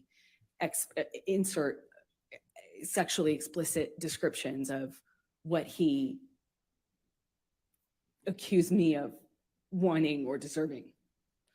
And I, at some point in this, get up and move to the front of the plane. And I remember getting up so slowly. I didn't want to aggravate him. I didn't want to give him any excuse to pounce on. I didn't want to upset him. I didn't want him to flip a switch and get worse. I just remember very slow movements. And I slowly get up and move to the front of the plane. And he starts throwing things at me, ice cubes, utensils. He's calling me a go-getter, and then an embarrassment, talking about what an embarrassment I am. I don't know how many times I moved seats. I wish I did. I don't. I remember moving more than once, and Johnny came to me each time, not the other way around. He sits down in front of me at one point, and because I'm not answering him, I was looking out of the window, and he slaps my face. And his friend is in our proximity. And it didn't hurt my face. It just felt embarrassed.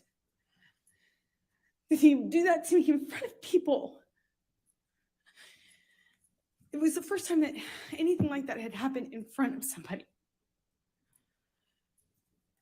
I got up to move again, and he's just taunting me, having a laugh, screaming, and then just straight up mean, calling me names. And it was oscillating between those things. And I get up slowly again, and I just resolve to just sit the rest of the time up at the front of the plane. And as I get up, he kind of kicks the swivel chair into my hip, or kind of just hits me. And I look at him, and he asks me, what are you going to do about it?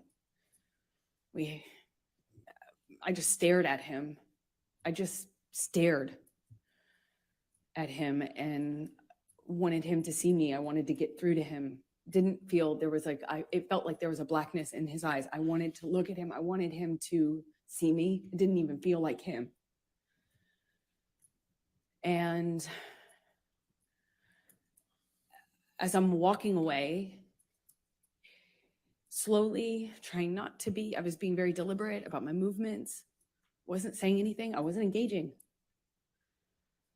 I am walking away from him slowly, and he tells me to hurry the fuck up.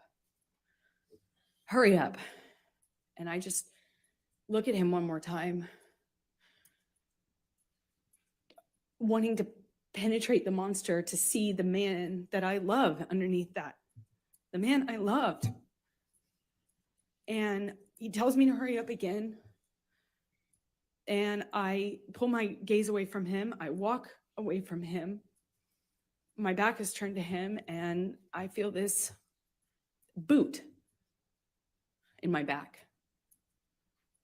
He just kicked me in the back. I fell to the floor. I caught myself on the floor, and I just felt like I was looking at the floor of the plane felt like a long time. And I thought to myself, I don't know what to do. I can't believe did he just kick me? No one said anything. No one did anything. It was like you could hear a pin drop on that plane. You could feel the tension, but no one did anything. And I just remember feeling so embarrassed. I felt so embarrassed that he could kick me to the ground in front of people. And more embarrassing, I didn't know what to do about it. I got up and I walked to the front of the plane. I sat down and I just looked out of the window. And Jerry Judge Security and my friend both kind of under their breath asked me, "Are you okay?" Objection, hearsay. I spent the rest of the time looking out of I'll the sustain window. the objection. And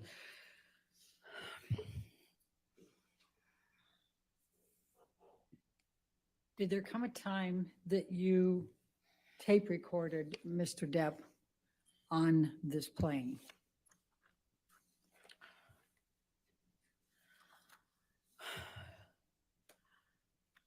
I want to sit here and say that I was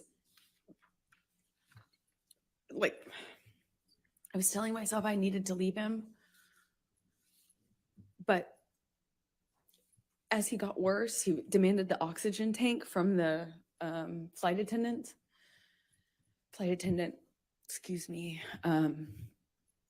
And he continued to drink, and then eventually started howling like an animal and passed out in the bathroom with the door locked.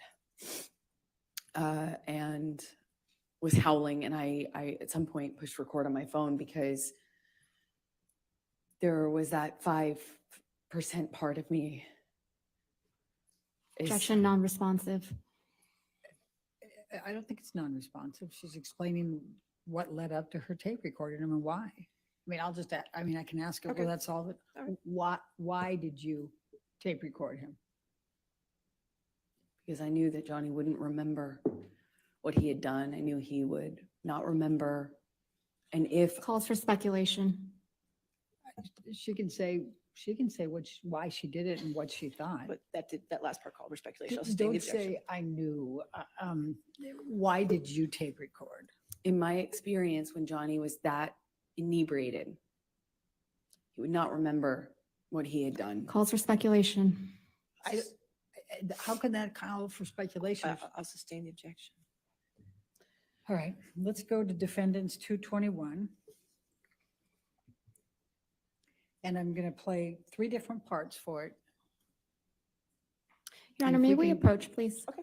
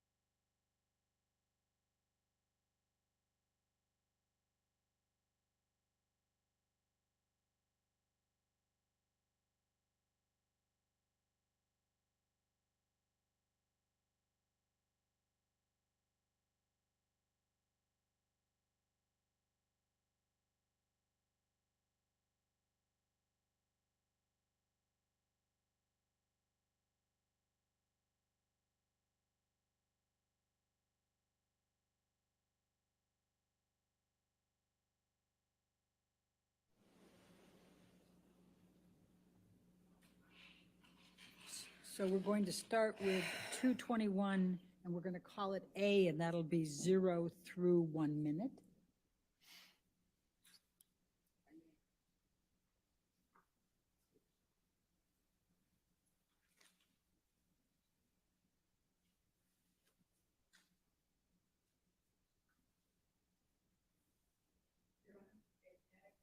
Okay, sure.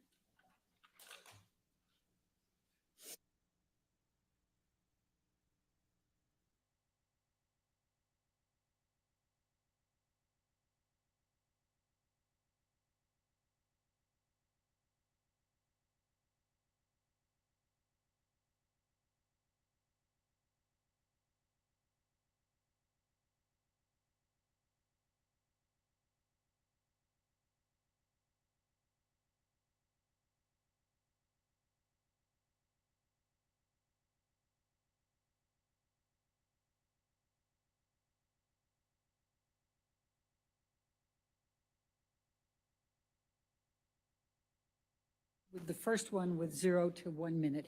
And can you turn up the volume just, I mean, there's part of it that the noise of the airplane is a little bit loud, but to be able to pick up the noise.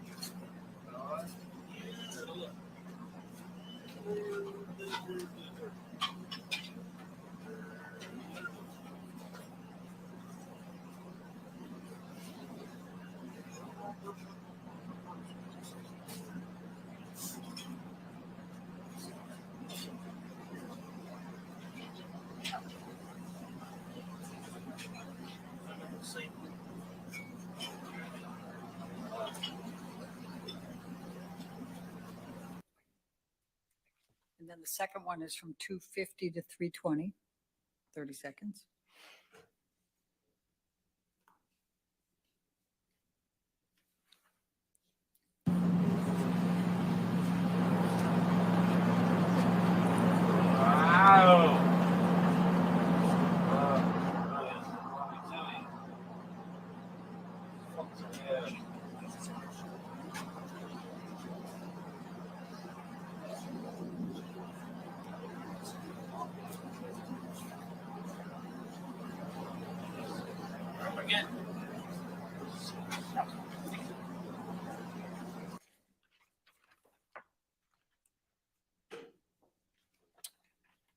You, 221 is in evidence.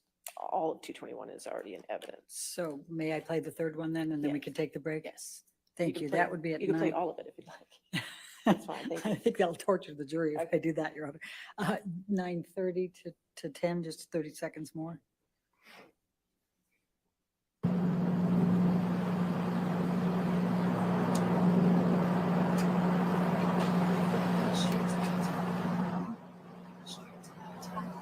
No. I'll stay with this fucking idiot in case he gets sick.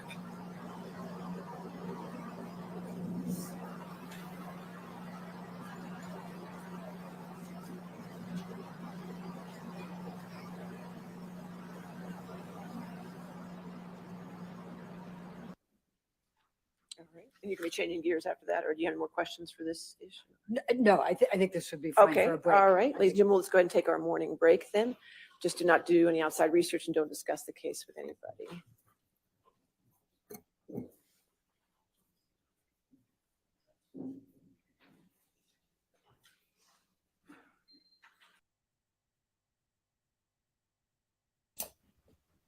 All right, so yeah.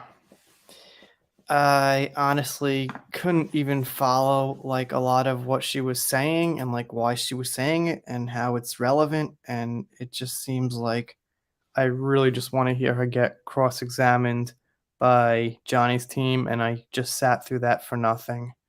Like really, like what did I sit through that for? Like what did I get out of that? I mean, like there's no actual proof that he was actually physically abusing her. And like I get like what's his face is Ben Rottenberg's excuse me, Ben Rottenborn's like argument that abuse isn't only physical, but I think they'd have to go back to the op-ed and see if it was psychological abuse was mentioned, which I don't think it was. So I don't know. I kind of get what he's trying to say. It just doesn't seem like what it's been all about. It seems like he just pulled that like out of a hat at the very end. So I don't know. Let's see. Yeah, sounds like it's dubbed over. Yeah, it sounded like a little weird in the beginning. Excuse me. Like at the end where like it almost felt like it was going backwards for a second in some way. So yeah, it felt like it could have possibly been like altered or something. So I don't know. It's kind of weird. Kind of weird. I guess Penny said something. I got nothing out of that except JD was trying to be family man and how sweet. Yeah, it was just a bunch of her describing him in the way she wanted to, and it just did not feel like anything actually came out of it.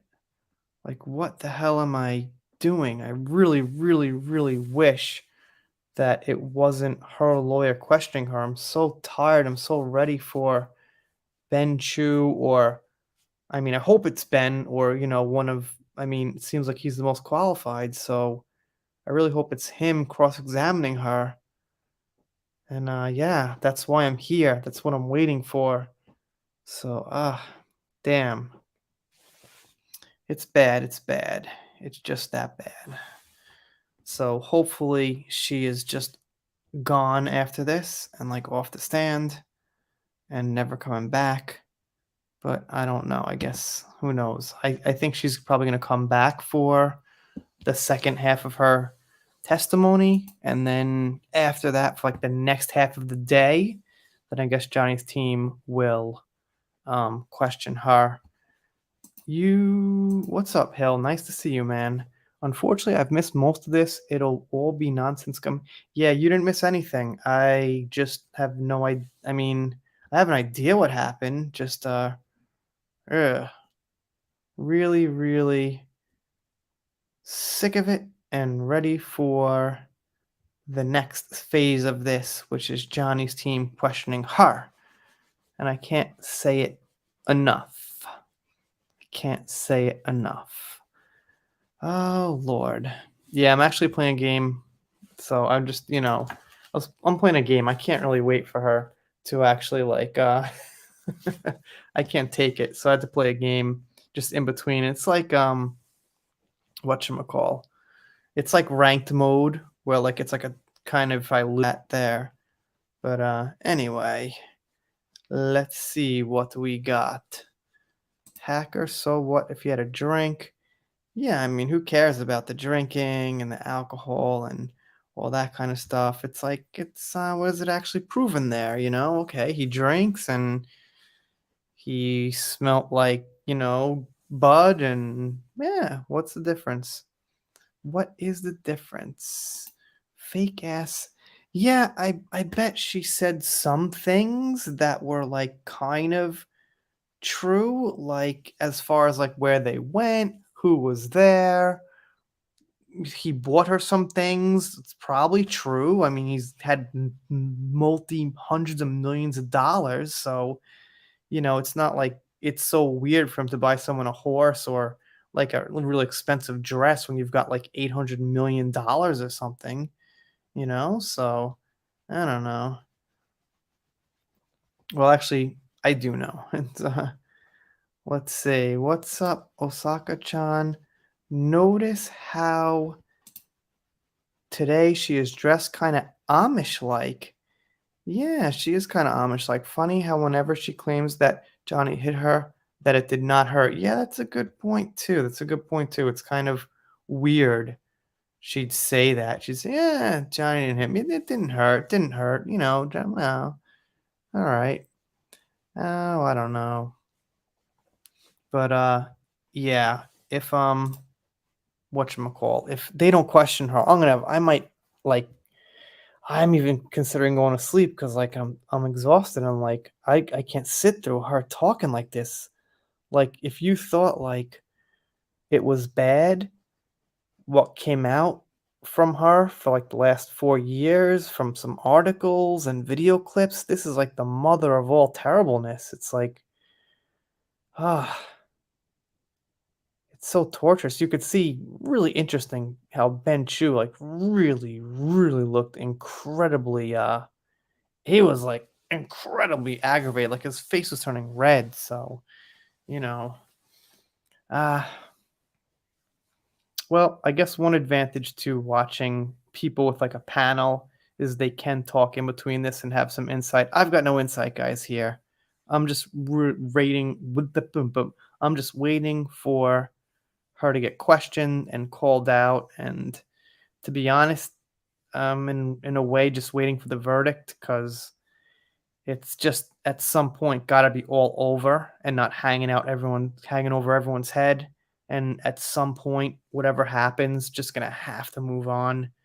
So I'm just really waiting for the verdict, and it seems like it's gonna be kind of like a Super Bowl moment, like when like that final point gets in, the whole crowd goes crazy, in one way or another. It just seems like it's gonna be, I don't know, it's one of those crazy moments, like the last episode of like a huge ongoing TV series or something like that. So yeah, you're quite welcome, man. I might as well just stream it here than just watch it alone. Because I'm too tired to even make videos, and I got one on the way that's like on private, so it's just ready to go. I don't have to worry about making one before I actually pass out or whatever. So it'll be a good one. It'll be a good little video, and I'll do a live with probably Captain Kurtz, almost Captain. Colonel Kurtz will come here probably Saturday. It'll be a better live than this, man. So this next one's going to be about Eve Barlow again. how she kind of calls herself out on Twitter, because what she does is she, obviously slams Johnny fans and things like that, and she's going to bat for Amber. However, the article she links mentions that she got kicked out of court. So she links an article that mentions she got kicked out of court while she's, you know, bad mouthing Johnny fans. So it's like, well, you just kind of gave yourself, you know, negative attention there. You just pretty much offered a link that shows you got kicked out of court. So, you know, it's going to be a good video, probably better than average.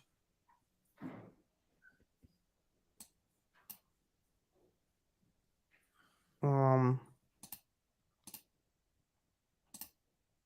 all right, I guess this is where it's currently at. Mm.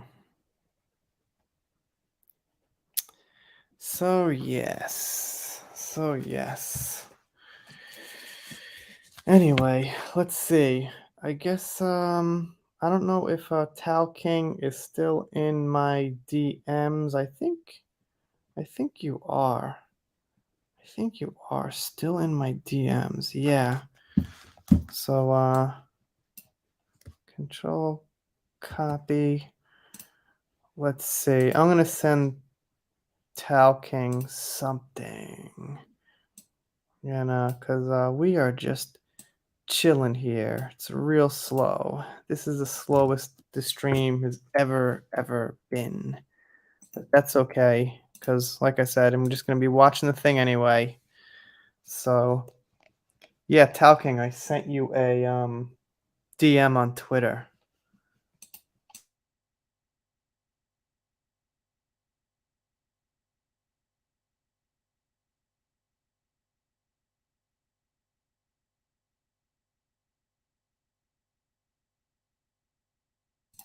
She is what we call a cum dumpster in my neck of the woods. Yes, it is spelt differently, but I guess that spelling is pretty good there. I mean, it kind of tricks some algorithm. Because, YouTube kind of watches what people say. They have an AI that actually takes note to these things, you know. So, anyway, I'm glad it's slow, tired, but thanks to my mega pint of coffee, I'm all good. So, I mean, I would have watched this and just like been doing nothing anyway. So, even if we're just chilling out like 20 people, might as well just keep it running and, you know, getting followers on Twitter. And I found out, yeah, okay, getting some Twitter followers. That's always nice. There you go. So we're having 1 week break from the case after this, and it's going to be really nice because I could get to sleep. And, well, it's going to be a lot of news out there still, but I could at least kind of just like make something and then not worry about it. What time is it? It's 12:38, man. Yada. If this really happened, why did she marry him? Yeah, I don't know. I guess you could ask him the question, why did he stay with her? He said he didn't want the relationship to fail. All right. I guess it's kind of a tricky question of why you stay with somebody. Like, we're not robots. We don't just automatically leave a situation when something goes wrong, like a mathematical decision. People stay in relationships, I think. So I don't know. It's just me. I get it. I mean, you could say, why didn't you leave? I mean, if it was such abuse, yeah, definitely. But I don't know. Now she says flight attendant from yesterday's testimony on the Russia flight took MDMA with them and added the same story as Hicksville. Wow, what a farce. Yeah, I'm so blown away. You guys can remember all these details. Details just slip my mind. Times, dates, like, yeah, most of it, a lot of it sticks. Not most of it, a lot of it sticks in there, but I don't know. Just a lot of it goes over my head, and it's just not my expertise for sticking with details. I'm glad it's over. I got the flu and would feel myself getting worse by the second listening to her. Her voice is so annoying. It's physically drains. Yeah, her lawyer too, man. She's like, "Well, so Amber, could you please tell us about the time you were on the plane?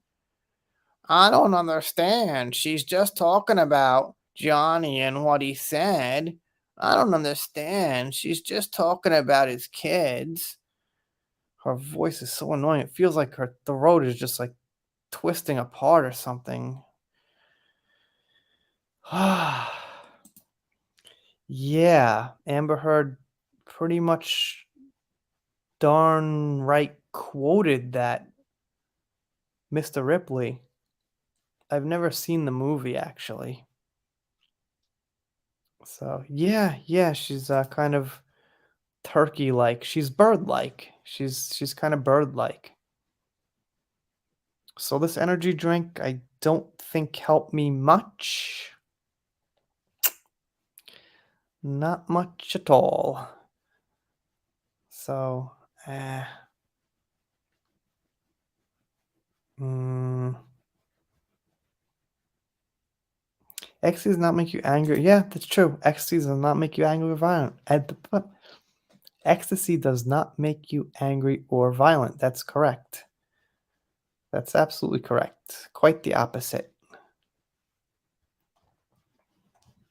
Let's see if I missed anything else. Did you see her face after she mentioned Pineapple Express? Nope, I missed it. I don't know. I must have been doing something.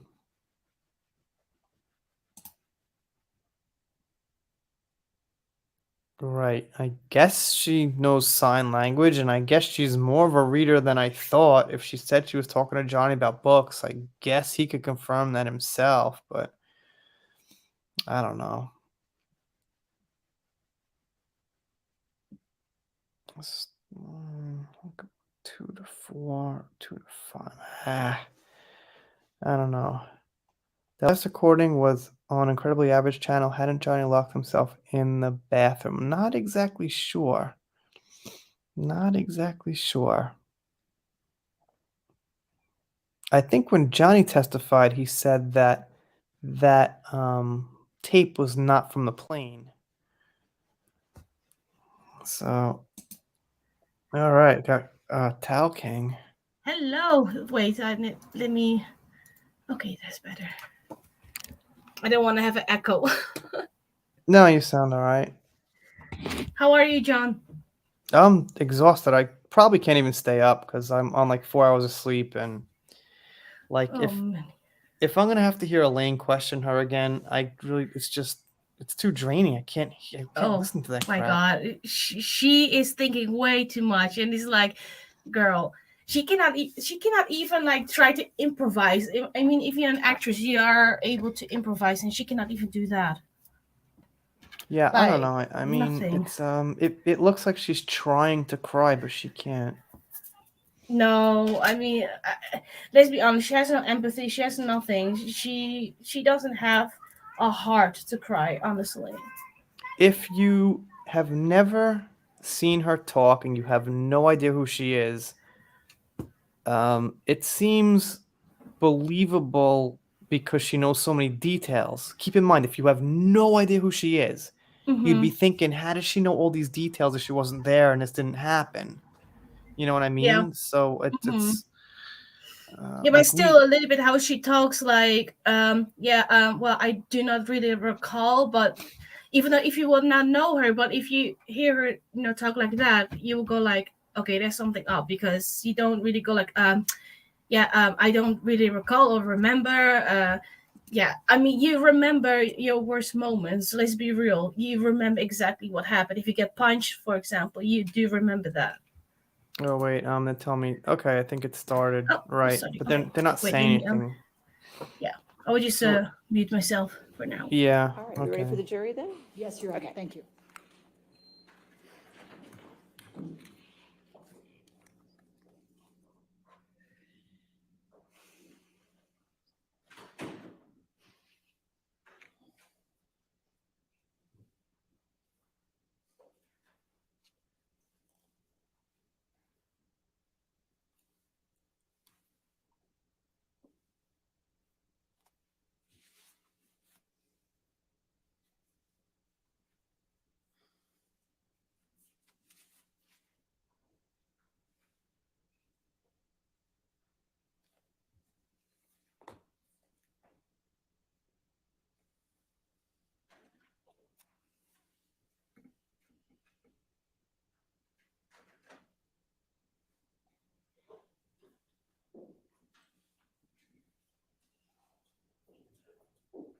All right, thank you. All right, see your next question.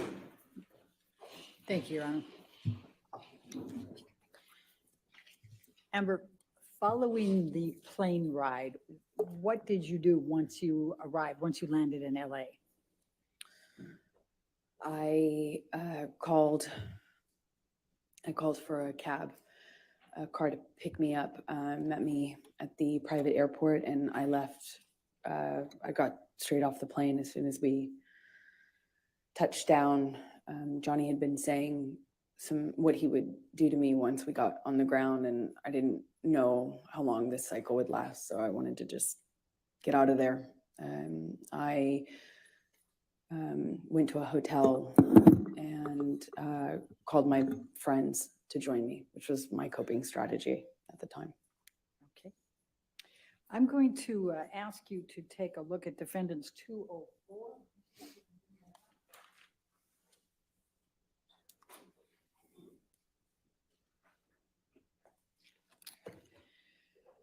Did you reach out to, Objection, Your Honor, hearsay and leading. Your Honor, I would direct Your Honor's attention to the first one in blue and the third one in blue, and I would say present sense impression and the state of mind at that time. All right, you want to approach? Yes.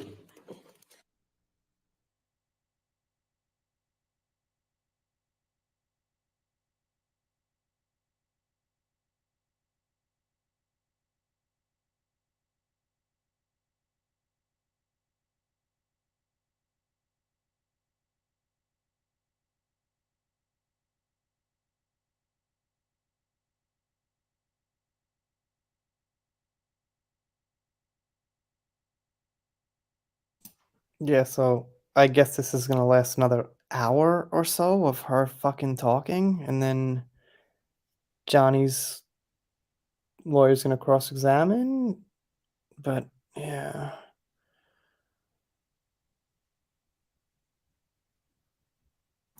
I cannot wait for them to do that. I really hope it will be Ben. Yeah, I do too. I mean, I guess they trust whoever's gonna do it. I mean, obviously, yeah, but Yeah. yeah. Oh my gosh. Well, let's see what the kind of story she's going to tell. But Elaine is also like sounding like a high school chick. Yeah, but he was telling a story. I mean, sorry, she. I'm like, the attitude, I can't. She has such a big attitude. You're perfect for Amber for sure.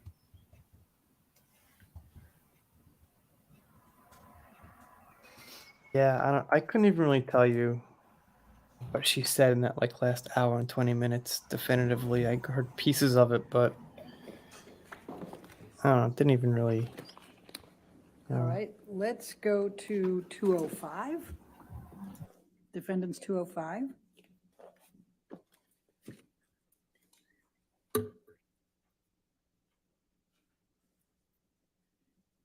And this is a communication between you and Rocky Pennington, your best friend, is that correct? That's correct. Okay. Objection, hearsay. You want to approach?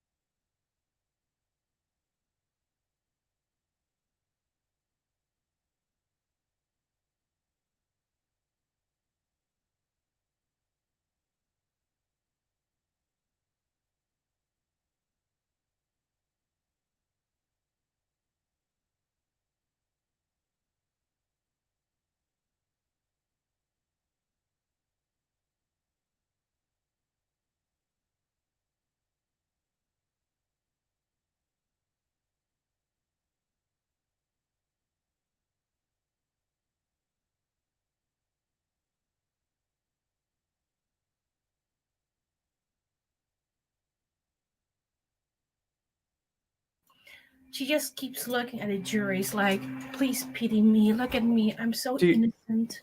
Do you know who her like lawyers are his lawyers are? Those women? Oh, I have no idea. I don't know I know one is from the UK also, right? I'm not sure. I The just the brunette one. because I think the Jack will know, I think. everyone was saying like Kathleen Zellner like was gonna be hired. I guess he was just like a behind the scenes consultant, kind of. Maybe because I was like so excited to see her and then she's not there, but Mm. I don't know anything about law, but yeah, like you said, maybe it's behind the scenes that she's helping them to know what kind of question they should ask and all that stuff. So 205 with redactions is in evidence. Thank you, Ronnie. May we publish to the jury? Thank you. It is. So Rocky on this is Rocky Pennington, your best friend, is that correct? Yes, it is. Okay. And when did you send this communication to Rocky? Once I had touched down in LA, And you said, I'm not good. What did you mean by that? that I needed help, that I was scared. I was scared of what had just happened to me. I was scared of what was going to happen to me. Scared if I left him. I was scared if I didn't. And I needed help. I just needed support. I didn't feel safe going home. I still had my place in Orange. He had keys. I was scared. Did you text Oh, you and your father about this incident? Objection, hearsay. If you want to, What if any communication did you have with your mother or your father following this incident? Objection, hearsay. sustain that. objection. Let's go to defendants 222 and I suspect we're going to be back up. at All right, the you want bench on this to one. approach? That's fine. Thank you.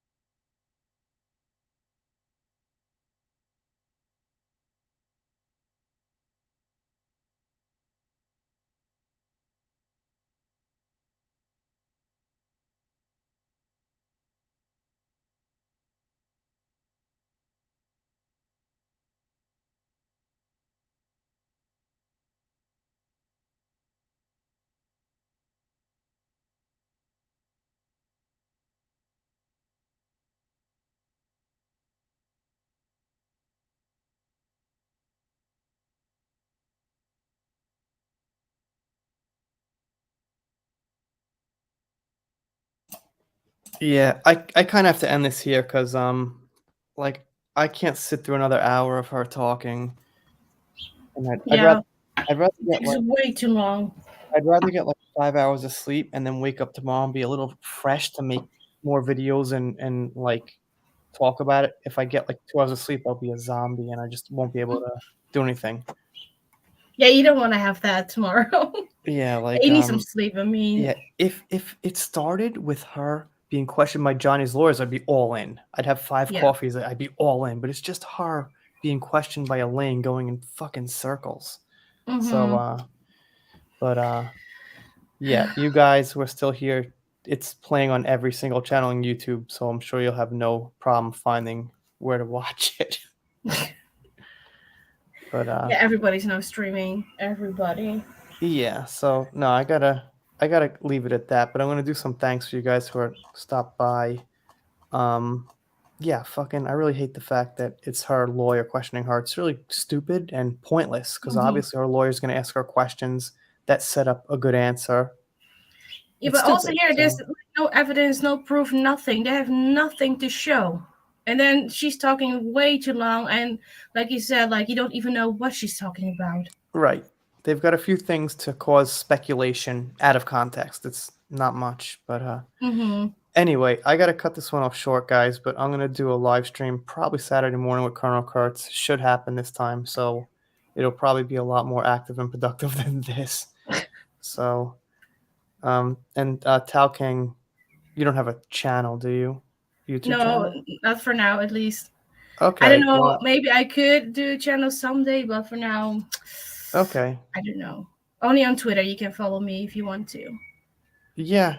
Okay. I don't really have your link offhand, but Wait, I will type it down. Wait. yeah, you could put your link in the chat. Why not?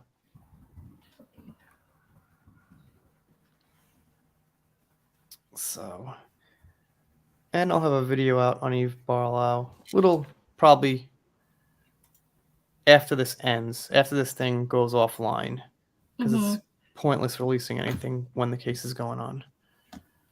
But yep, here it is. Here, you guys give Talking, and I'll probably play your video about Johnny getting the book. Oh, So, when I saw the video, I was like, "Oh my god!" You know, like it was like in the middle of the night, and I was so tired. And then I got the message, and I saw that Darth, did it, and I was like, "Oh, cool!" But then I woke up late. I was like, "Wait, did that just happen? No freaking way!" You know, But- I was so happy, and I really am. Darth, are you still watching?